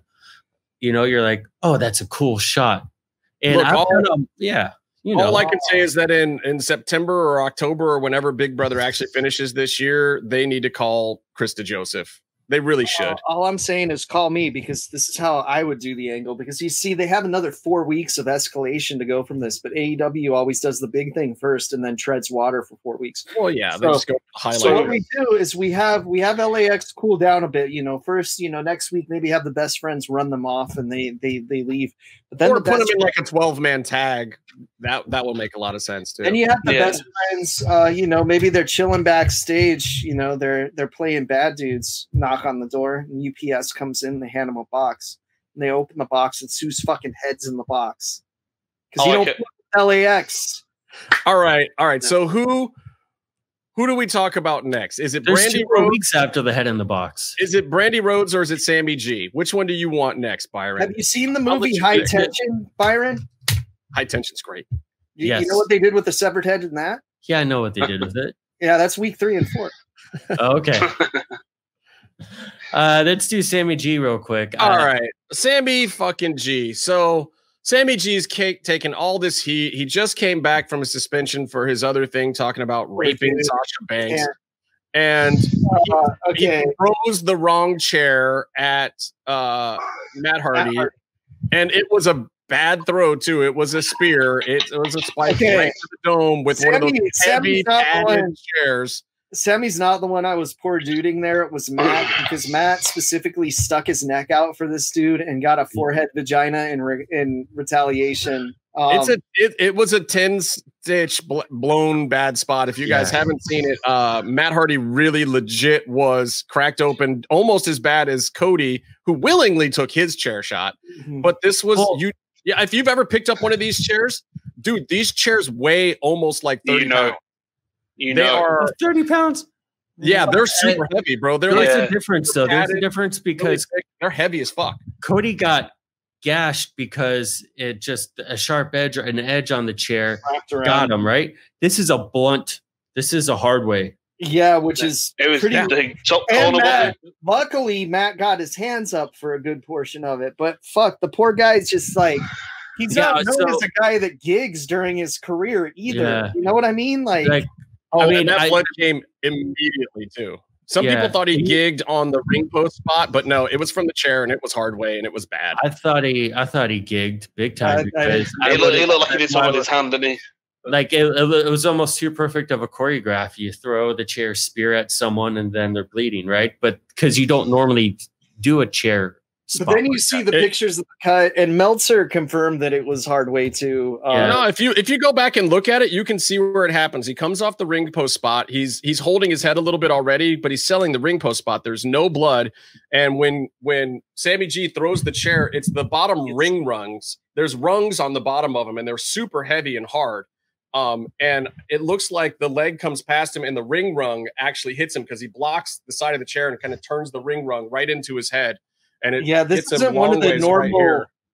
It's not one of the normal hit someone with a chairs, which is that's what I'm saying. It's these heavy padded, the ones that are not supposed to get used for spots that the actual ring attendants sit on. They're padded, comfortable, heavy chairs. They do fold, but they're more like stadium kind of, nice chairs, executive chairs. They're meant to be if someone stands on them, they don't tip over.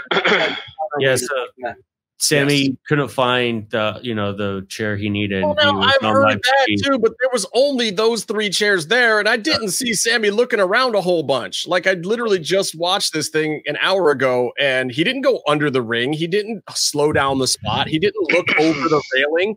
He just grabbed the first chair that was there and hooked it at Matt's head, thinking it would be a nice soft throw, but it landed all kind of wrong. Yeah. In the interest of health and safety, you just negate the spot for a minute. You delay it somehow. You think on the spot. You don't just grab something. You don't go, I can't find the pillar, so I'm going to chuck a cheese grater. You know what I mean? People do it all the time. They just do a nice soft throw, and I don't think that Sammy's throw was anything inordinate. I don't think he was hurling it at him really hard. I think he kind of went a little too far on it. Well, to throw a chair that heavy. Yeah, because you got to overcome. But it's just this is an edited fucking show. He could have taken 2 seconds to grab the right thing. That's all true. I don't know, man. So is Sammy? I heard he got heat backstage. Obviously, good. I mean, he potatoed the fucking top guy after he just came back. So, what does this mean for Sammy G going forward? Is Big Money Matt going to show up and bury him now backstage? All I know is the poor guy. Matt Hardy stuck his neck out for a young talent again, and he's getting shit from it. Just like, the whole private party thing, he stuck his neck out for them, and it didn't really pan out because AEW is going to AEW with the storyline. So I like the fact that TNA being TNA has been replaced by AEW being AEW. Yeah, I just love that.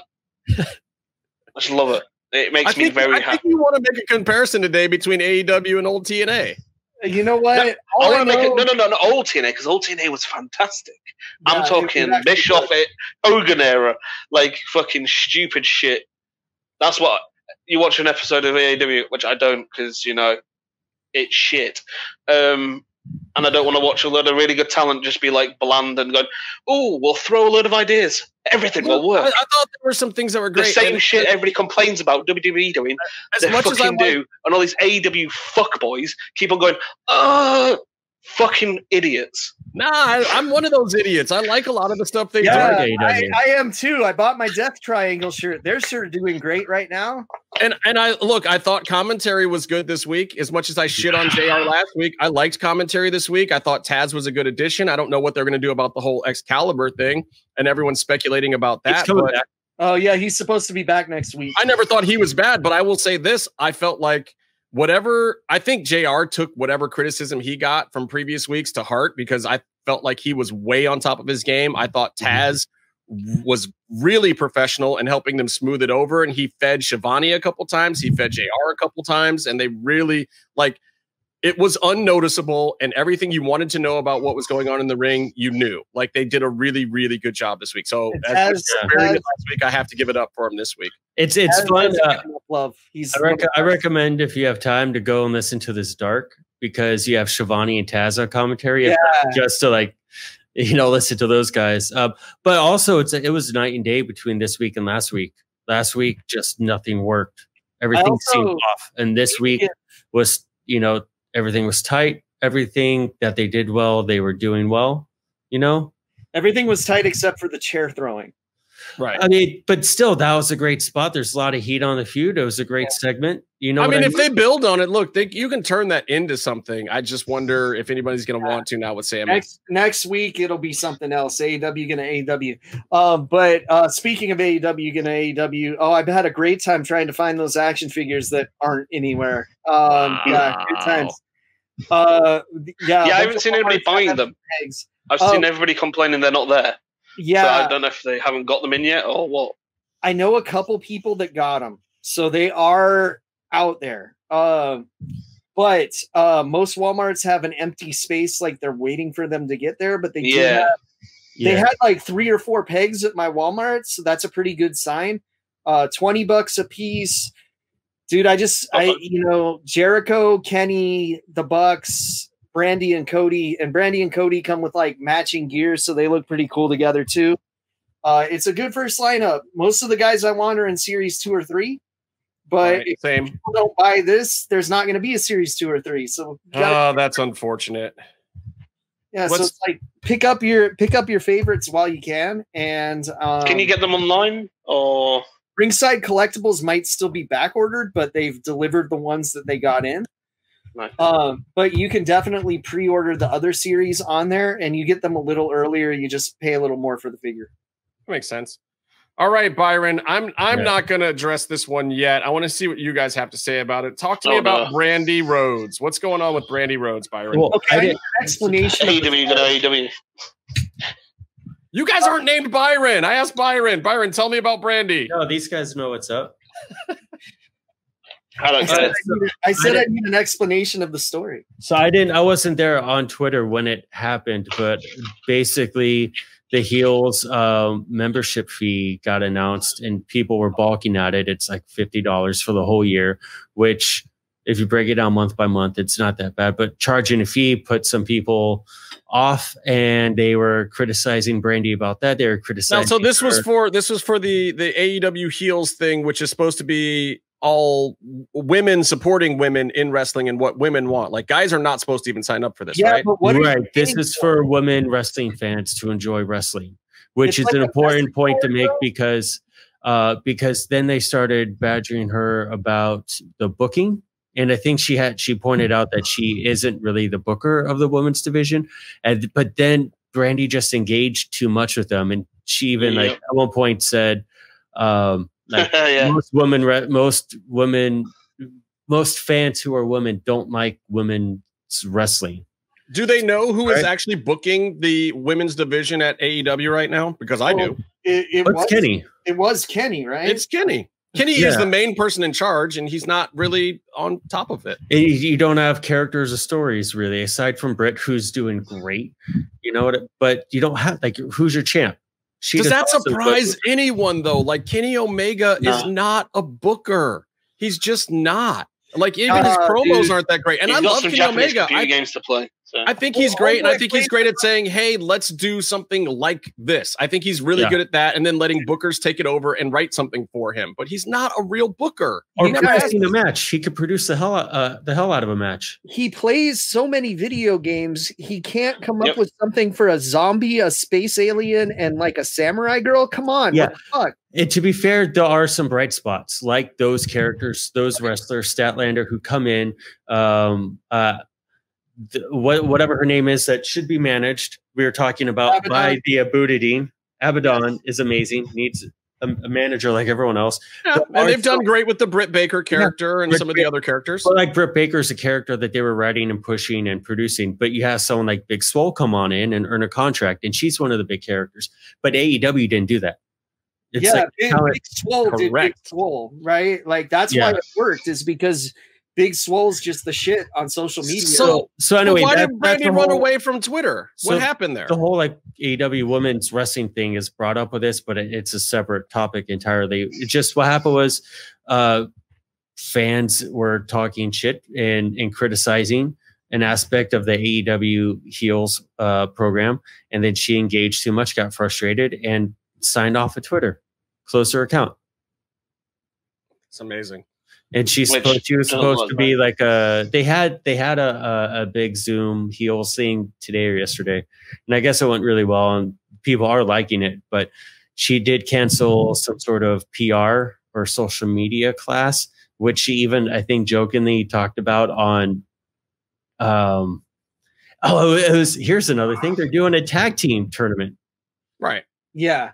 Which they aren't promoting, but they're still doing, and it's still, and that's fun to watch. But you wouldn't know. And it's on the dark, isn't it? Not actually on the main show. No, it's on YouTube. It's not even dark. Oh, it's its own breakout show. It's like the Mae Young Classic was. Yeah. My question for you is, what the fuck are they paying for this heels thing? Is it that call thing? Yeah. Well, I mean, there was a list, and people criticized because when they actually see the list, it was pretty woeful of what you got back in return. I'm sure they're working on it. I'm sure. Like I'd expect a T-shirt at least. I mean, and that's half the price right there. I do not know if there's any physical things they figured out yet. But here's another thing: like they're especially with Brandy, and I don't want to say anything bad about her, but I mean, they're all talent that are now execs, and sometimes you learn by doing, and you don't learn by doing if you don't make a mistake and recover from it. So here's what I'll say about Brandy, because I have a slightly different perspective. I would consider Brandy an actual friend and even a mentor a little bit. She's helped me out with several things personally in the last couple of years. And I will say this, and anyone who's listened to this show knows that I have 100% absolutely shit on some of Brandy Rhodes' wrestling in the past. She knows that I have shit on some of her wrestling in the past. She has too. She said she's not supposed to be wrestling that much. And I've seen some of those criticisms too. And like, look, she has always tried really, really hard. She has never claimed to be one of the best wrestlers in the world, but she loves the business, and she's been trying her best to do it. I will say this as well. People say, well, what does a brand ambassador even do, and this, that, and the other thing, or chief brand officer? The girl has a degree from University of Michigan. She has a master's degree. She actually does know what she's doing in the office. I have done actual business with her. I know how she carries herself and conducts herself. It is not just a TV position. She actually goes to work. She is actually qualified to do that work. This is similar to problems that people have had in WWE and WCW and every other promotion, which is the fact that she has a lot of juice, but she doesn't have all the juice. And there are a lot of chefs in the kitchen. The women's division, especially, not her fault. She has been a big proponent of trying to push that, but also not wanting to put herself over, which honestly, I think she should have done more of, because she was one of the more pivotal faces. I think she should have been in more matches, and she should have jobbed out to a lot more people, just like Cody. But they weren't really letting her. And I feel like she's never said this, and I don't think she's ever going to say this, but I feel like there is tension between her and Kenny Omega. And I think that she's a little resentful of the fact that he's running the women's division and she's not, but that's not her job. He's running it into the ground. Her job is to be a brand ambassador. She does all of their charity stuff, which, if you know anything about AEW and Tony Khan and how much they care about their charities and how many millions of dollars they've put into them, Brandy Rhodes has touched every single penny of that. And she's also a big spearhead on the inclusivity stuff, like the autism kits. Absolutely. Right? Yeah. She's a huge proponent of that stuff. And also, I talked with her about Sunny Kiss over a year and a half ago, and she was ready to push Sunny through the roof, you know, and I love that too. She's been a big help to all that stuff. She does all their Culture City stuff. So that's not neither here nor there. The heels thing, I don't even know if that completely came from her. I think it feels a little bit like one of her pet projects and whatnot, but I don't know that every aspect of it was her, because I know that there was a mandate within the company to capitalize on digital properties. So I think that this was something that got pushed into that format, as well as the tag belt. They want to be at the forefront. They want to get those new markets and do things that WWE is not doing. And they feel like they're already doing enough for TNT. So they have to push into these digital markets. And they're trying to find ways to monetize that, to make it make sense, to have new formats. Is the heels thing the right way to do it? Maybe not. Maybe it's not great. I don't know. It's the right market. It's an audience that they should be targeting, but it's also an audience that's not fully built in yet. So why would that be the market that you would want to charge a premium to? The people who you want to charge a premium to for extra content is us. We're the people that will pay it for good extra content. But you're talking about trying to get female fans more invested, and a lot of them are casuals right now, whether that's correct thinking or not. It is the fact. And for something that is targeted at any sector of casual fans, a premium price tag is maybe not the best idea. So I don't know why exactly Brandy left Twitter. Clearly, she's okay with still having her IG, because I felt dirty just liking some of the pictures on her post because I know her damn husband, and that just felt weird and icky. The same way I don't like to like pictures of Scarlett, you know, because I feel like Cross is gonna fucking break me in half one of these days if I do. But yeah, she put some really, really hot pictures on IG after all the shit went down on Twitter, which strikes me as odd too, because aren't people just gonna give you more bad eye candy responses? I don't know if that was a very smart move on her part. It wasn't just the eye candy response, but it was more the fact that people were like, well, you've run away from an argument and a discussion in some sectors, but she did get like a lot of people jump on her quickly. And she ran away and then posted those, and it kind of just rubs people the wrong. But the thing is, as I will say in her defense, it's kind of like this. I don't want to compare her to Stephanie, but it's that thing of she does a lot of stuff similar, you know, the charity work and all that kind of stuff. Stephanie McMahon can do no right. She can't. And that's what Brandy's kind of in a position of is. The problem is and it's been ahead of a company or anything, is fans have got a problem, they will come straight to you. Yeah. Now in this day and age on Twitter and stuff, and for Leeds, we've got like our owner comes up with some. He rechanged the badge. He tried to do several things. They do them. They release it, and then all hell breaks loose very quickly. Because the thing is, what you're dealing with is fan bases, and fans are mental. People are mental. No, but it's true. They love their product and they help it and they put money into it and they think so. Therefore, it gives a sense of ownership. But there's also there's also something to be said for you have to get to a certain level of the fuck you attitude towards the fans, and not necessarily in a bad way, but more like, you know, who does it very well a lot of times is Dana White, where it's like, guys, I'm trying to do this for you. If you don't like it, fuck off. You know that. If I did something today that you don't like, tomorrow I'm going to try my hardest to do something that you do like. And she should have taken that approach. And Vince McMahon does that too. Donald Trump does that. And look, he just puts stuff out there. Let me fuck up and then try again. If people still feel connected to them. But you need that distance, and that's where I think. But that's part of why they feel connected to them. Dana White did that and succeeded, and people feel connected to him because of it. He loses fans and wins new ones over every time. Brandy's got to take that approach. That's what I'm saying. I am agreeing. And to be honest with you, I think that's where her big mistake was, because I'm not like fans are to me mental, and they're like coming after her for all these things, and it's really like what you should be talking to her about right now is the Heels program, and people were losing their minds, and also it's a bunch of guys too. And it has nothing to do with you. It's the experience of a female wrestling fan. And then it's just she's engaging too much and she's getting in the weeds too much. And you're not going to win a battle of But wit. you can. But you can. You know what I think she should have done? Honest to God, she should have taken that same picture that she put on IG, put it on Twitter instead, and said, gone a full female empowerment the other direction thing, and been like, oh, you guys have problems with everything else. Here's a picture of my tits. Fuck you.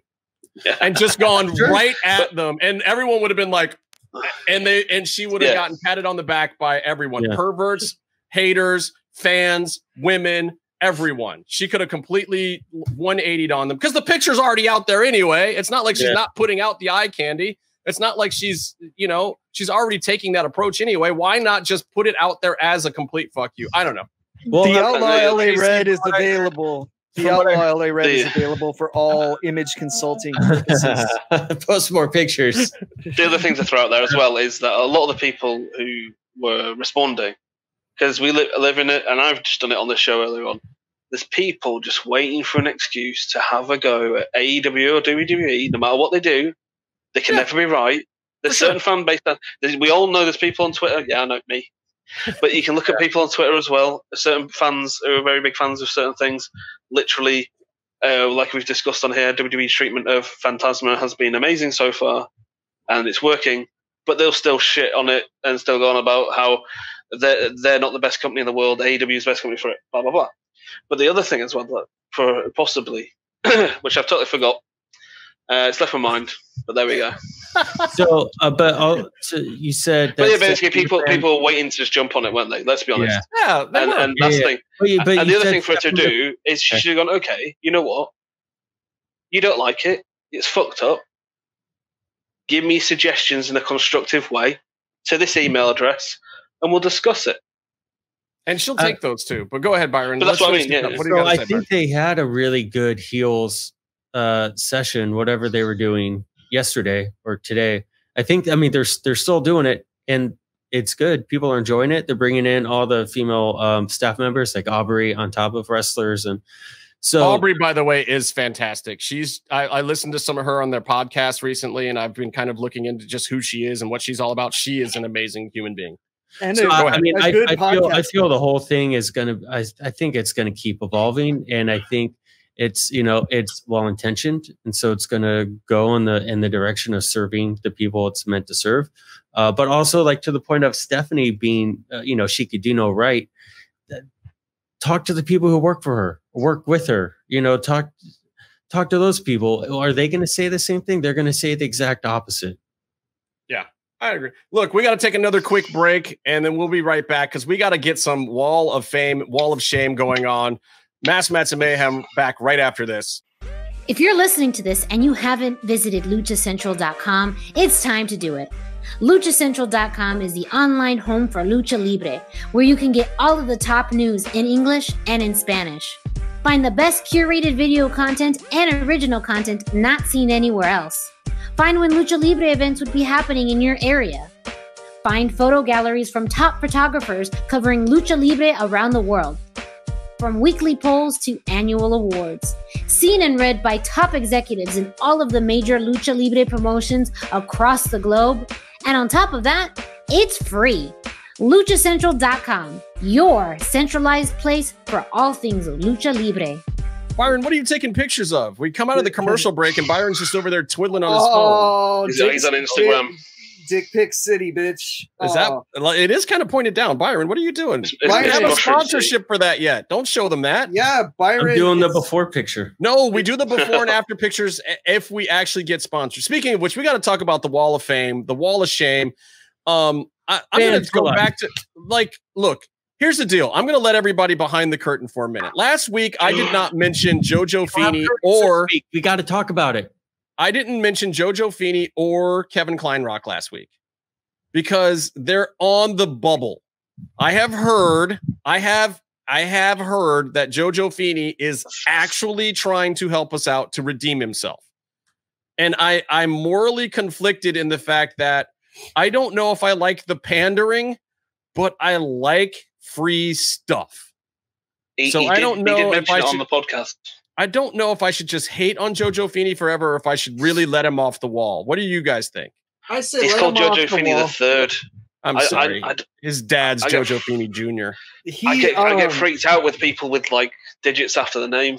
You know, it's the royal family thing. So you heard it here first. Meef gets freaked out about people's digits. What are you saying, Casey? I say take him off of the wall because I'm tired of him being the scapegoat for Kevin Kleinrock's misgivings. True. Yeah. So Kevin Kleinrock, he has gotten a little bit of a pass. There was an episode, I'd say about 2 weeks ago, that had, I don't know, a really good guest on it named Arhenis that did not go up on time. And Kevin Kleinrock owes me a debt of gratitude for not bringing that up sooner on this show. Are you fucking kidding me how late that thing went up? What the hell happened there? I know he's got kids. I know he's working on projects. I know he's got like a whole website empire and Legends of Lucha Libre to run. Who gives a fuck? It's all about MMMShow. And when MMMShow doesn't go up on time, fuck you. No. What the hell? Wait. It's all cancelled now. It's all cancelled now, though. It's all cancelled. Kevin Kleinrock can never go on the Wall of Shame because he's bringing us the one thing that we've always wanted. Sid? Katrina? A Cassandro action figure. Well, when he actually does, we'll consider it. Have you seen the Cassandro action figure? Have you had one in your hand yet? No, he barely just signed with Mass Republic, which it's... If we get that figure, that might be the first ever Exotico to have an action figure. That might be right. I want to. I like the signing. I'm not going to get you wrong. I love the signing. Go ahead, Byron. He smells so good. Be on the Hall of Fame for that reason, and also for the reason that while technically he hasn't promised this, I feel that he is sort of promising me personally the entire Legends of Lucha Libre run merchandise to plug on the show. I feel if he's listening, that's a promise. I think if anybody's going to get figures around here, it's me and Katie. Thinking about making. Look, here's the moral of the story. Here's the moral of the story. He's sitting on the fence right now. Literally, he's on the fence. I can be bought, is what I'm saying. Right. So, Kleinrock, what the boys are telling you is that if you come with the goods, you might get off the Wall of Shame. For you and Jojo Feeney, if you really are actually helping us get a sponsorship and actually help putting us over, and there's not some weird ulterior motive to this whole thing, we might get you off the Wall of Shame. And if for some reason a Cassandro figure shows up in any one of the four of our hands at any point in time, you might actually make the Wall of Fame. Okay? Only if it's scratch and sniff. Because Cassandro smells amazing. Do you hear that, Boss Fight Studios? We're throwing down the gauntlet, motherfuckers. Scratch and sniff figures. All right. Seriously, so, he walked past me, I got a whiff. Oh. The existing Wall of Shame, David Lagana, Tess Blanchard, Jeffrey Briggs, and JT Wilcoxon, homophobes who like wrestling. Ricochet until he can cut a good promo, and boy, that's going to be a cold day in hell. Brit Wrestling, pedos, predos, pervs. We're the guy whose name we're not going to mention unless we have to because he's in an episode. TJ Perkins, by the way, is on the Wall of Shame, and we don't even need to discuss it. He's just on that son of a bitch. He lives there. Yeah. So on the Wall of Fame right now, Roman Reigns and half a KO is on there, and Tony Khan's on there. I'm putting up somebody else for the Wall of Fame this week. Thank you. I'm putting up, not you, another good friend of mine, though. Somebody who I absolutely adore for what they have done this week. I'm putting on the Wall of Fame Karrion Kross. I'm putting Karrion Kross on the Wall of Fame for having kayfabe that is so fucking good. He has to explain to motherfuckers that he is not actually a mercenary murderer. Hey, it was poor timing with the Marty Jannetty thing. He had to do it. It was the same day. I also don't know if it's true. The exposing the kayfabe may be a kayfabe in and of itself, just so he can keep his job at a publicly held company. I don't know for a fact that Kevin Kross hasn't killed people. I don't want to be. But that's my point. The point is his kayfabe is so good. I've had conversations with him, not wrestling related at all. Been sitting down to a fucking meal with this guy in IHOP where he said things that have, honest to God, made me think that he's gone to some other country and maybe done some work for somebody. Yeah. I don't know. Is it true? Is it not true? I don't care. Did I hear that? Did I hear that correctly? Did he say that? He wrestled in Japan. He gets in and out of other countries very easily. he wrestled in Japan for the Inoki Genome Federation, which means, yes, he did go to another country and do some work for someone. There you go. There you go. He didn't come to the UK, unfortunately, because some dickhead didn't fucking... I feel like someone needs to tell Hugo Savinovich needs to learn that snitches get stitches is all. Yeah. Brutal. I really enjoy Kevin Cross, Karrion Kross, Killer Cross's matches, and I really enjoy his ventures with certain promotions. Like I enjoy what FSW and Maverick does, whatever, and all the nice things, and I enjoy the things. I wish I could participate in whatever you're talking about. I am not in that conversation. All right, let's talk about Byron, this. I have a question for you, Byron. Though I have a question for you, Byron. Go ahead. Are you being nice? Really weird. Are you being nice because he wants to kill you? It's a really weird way for Hugo to sell an upcoming interview with a WWE contracted talent by saying this guy's a murderer. No. It's a Hugo. That is a Hugo sell. That's. What are you Look. doing? It's actually par for the course for Hugo. He's done stuff like this before. But look, all kidding aside, the reason why I really do think Cross deserves to be on the wall of fame for this particular thing, if you go back and you look at his YouTube videos and you look at the history he created for himself, and we've talked about this a long time ago, but if you're new to the show, what Kevin Cross did when he was Kevin Cross is he created a mythology around himself that was malleable enough to take to any promotion in any federation, so that he's always walking in with a history, with a character, with a storyline, and he could do different things with it. He could be this shadowy hitman guy, or he could be this legit Muay Thai MMA style street fighter, bar pit fight guy, or he could be a polished up baby face for you that day, or he could be a monster in some promotion with smaller guys like Everything in Mexico. He could be all of these characters, and it fit in with what he created. Like my favorite thing is still when he went to that radio station with Paulie Culver, a Nevada. Yeah, a Nevada DJ who was doing some stuff for FSW at the time, who's also a Cleveland guy, by the way, originally. But the thing where Cross goes to the radio station, it's funny, it's scary, it looks great. That promo where he's smashing the brick and he looks like it's the beginning of a video game cinema. Great stuff. Like if you haven't seen what Karrion Kross did before WWE, just go to his YouTube page. And here's the thing too. WWE in the past has made people take down stuff like that builds up their old career or tells their old story. They don't mind him promoting that stuff because it fits exactly where he is now. It fit when he went to Impact. It fit when he was the Devil of Monterrey down in Mexico. It fit when he came in with Mad in AAA. It fit everything. We bought t-shirts for a 3-week gimmick. Yeah, that I got 4 months later. Son of a bitch, Hoovy. Fuck you, Hoovy. Hoovie's on the Wall of Fame for ripping off Justin. Fuck you. Some guy named Dan Twice. Has like. I don't even want to say his name. He can go with the penis gimmick guy. Let's just not even talk about Hoovy. Fuck that dude. Anyway, so I'm putting Cross on the wall of fame for that very reason, because the kayfabe is so goddamn strong that he had to put a disclaimer out. That's just badass. No wrestlers had to do that in ages. I like his thing though. It was, I can't believe I've had to do this. I know. Like he just, I think Snuka was doing that in court recently. He just was hanging his head like, well, guys, this isn't real. Yeah, not really recently. They need a shovel for that, but. And there's a whole episode of this show where we interviewed Cross in almost entire kayfabe mode, where he just is full psycho killer the whole time, and you don't know what answers are real, what are kayfabe, what's a work, what's a shoot. I still don't know. Top 5 locations amazing. for a date. Yeah, isn't it? And it's honestly, the funny thing is, it's not our most popular Cross interview that we've done here either, but it's my favorite. It's our popular, yeah. No, it's the best one, because the other ones are too normal, and that one is fucking amazing. It's so weird and creepy at times. Like, it's uncomfortable, and you're just like, was he serious about that? What is going on? Yeah, I mean, I watched that one last month. It's great. So if you want to see those, they're on our YouTube channel. One of these days we might port them over to the Lucha Central YouTube network, but man, I don't think we can trust the guy that does that. It might not go up on time. That's for sure. So anyway, that's my wall of fame. I've got a wall of shame.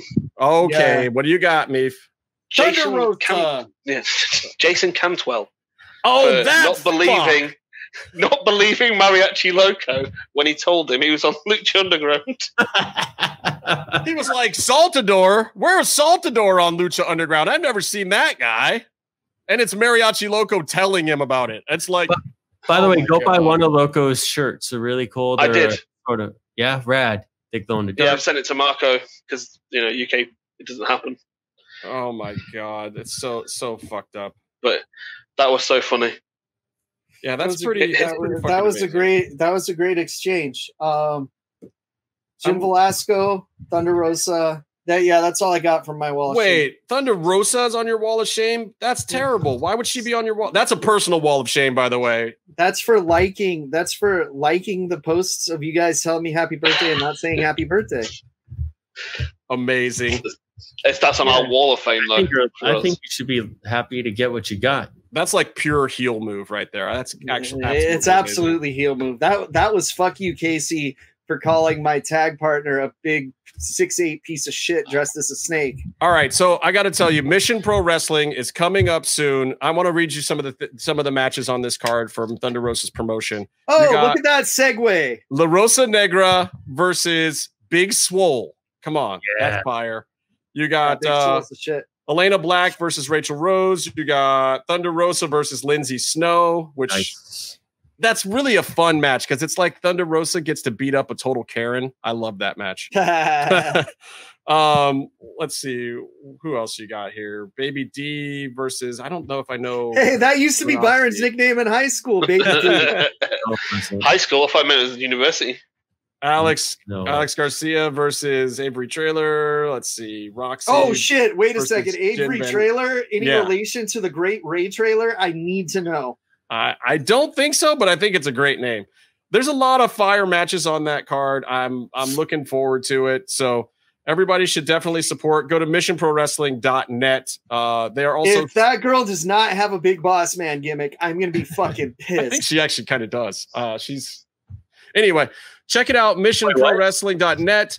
That show is coming up soon. There's also still custom matches available, and I think 1 or 2 sponsorships for the show left. So definitely support our friend at Thunder Rosa 22. That's a good show. I think it's going to be great. I really love what she's doing. Maybe she can give Brandy Rhodes some pointers on how to be a woman executive these days. Or Kenny on how to fucking book. I'll tell you what, man, just going back to that whole thing, that's the real letdown to me. Like, I love Kenny Omega. Let's go back to having him wrestle, guys. Yeah.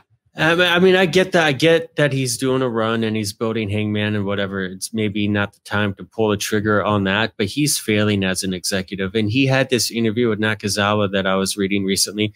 And he was like, you talk about something, buy the figures, we got to make money or we go out of business. Or someone asked the question, what happens if AEW fails? And he's like, well, Nakazawa's going to go back to Japan. I'm just going to play some video games.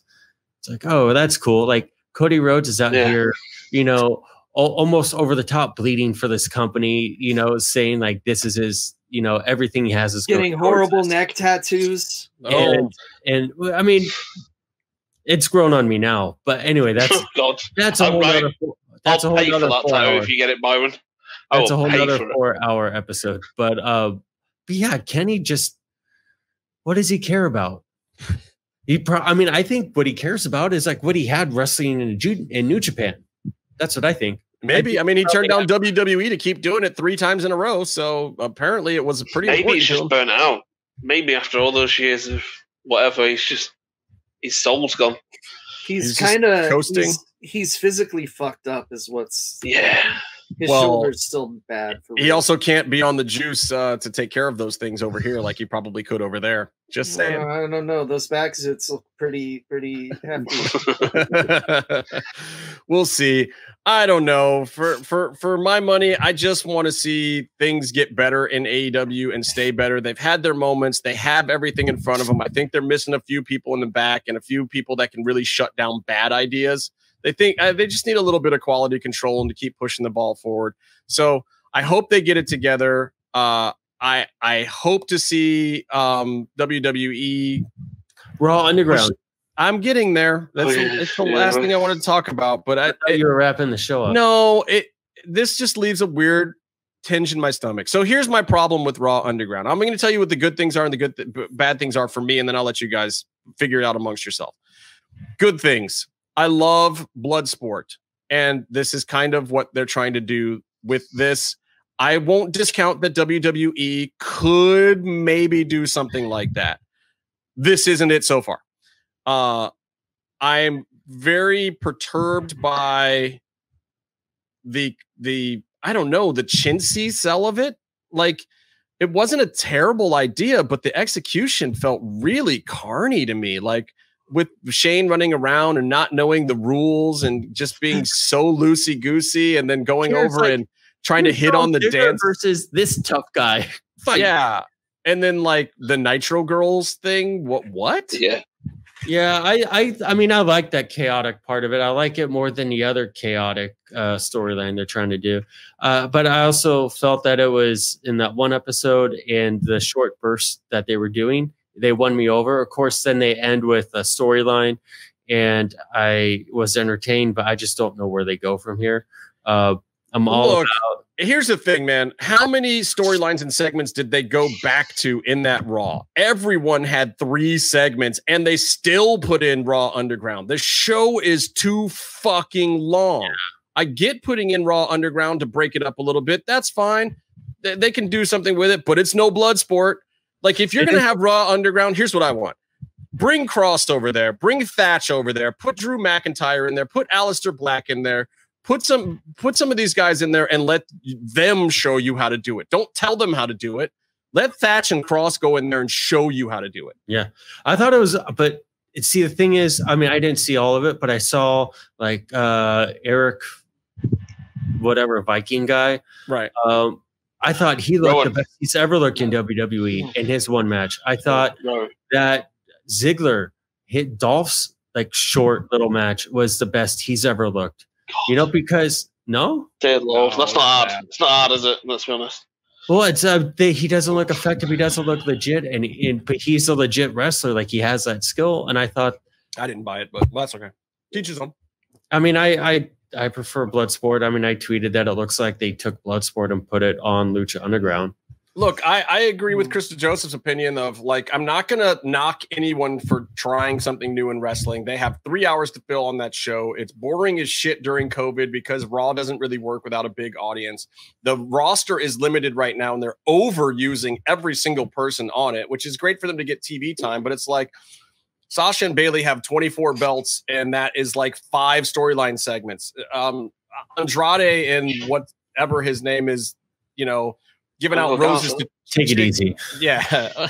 Well, you forgot the other one's name earlier, so I was just paying you back. Giving out roses to chicks from the Bachelorette in 10-minute segments or whatever is. Can I tell you that like 2 months ago we watched him on NXT propose to his girlfriend? Yeah. Yeah. And now weird. He's the Lothario. It's just like the show is broken. So why not try to throw some stuff at it? It's like it's the number 3 show for WWE right now. It's not NXT. Look, I want to read 3 words to you. No false metal, okay? Because Raw Underground is just like the Attitude Era. It's the bitch version of something that was cooler somewhere else. So just like the Attitude Era was just stealing everything cool about ECW and trying it on a show that was afraid to do half of the things ECW was going to do, this is just going to be like that with this Raw Underground shit. And let me tell you, the fact that they didn't have Thatcher or Cross, like you guys said, was a fucking travesty because they are Bloodsport veterans at this point. But also, yes, Byron showing the Dario Cueto shirt over there.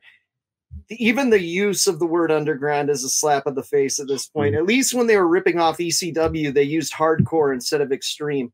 But hey, it's WWE. They're not number 1 because they had original ideas. They just knew what to steal and throw money at the beginning. And now it continues, and you're seeing it more and more, except that all of you that were like 5 years old during the Attitude Era now can see the things and know what's going on instead of having the wool pulled over your eyes, being fucking hoodwinked. the Sandman was 10 times the man Stone Cold Steve Austin ever was. I just don't do a good Sandman impression. Yeah, and they did. ECW did the crucifix angle with an actual crucifix, not the Taker symbol. And they had to have angle. Raven apologize for crucifying. Yeah, but that apology is amazing, though, isn't it? His apology is fucking fantastic. When he just comes out and goes, sorry. I hope you aren't expecting to get any criticism from me about that ECW era, because you know I'm a fucking mark. Well, so we all are. Look, Lucha Underground, yes. Raw Underground, angry. Probably a no. Solid and that's just about all you can say about that. So until next time, stay calm and stay in the mix. Penis. Penis?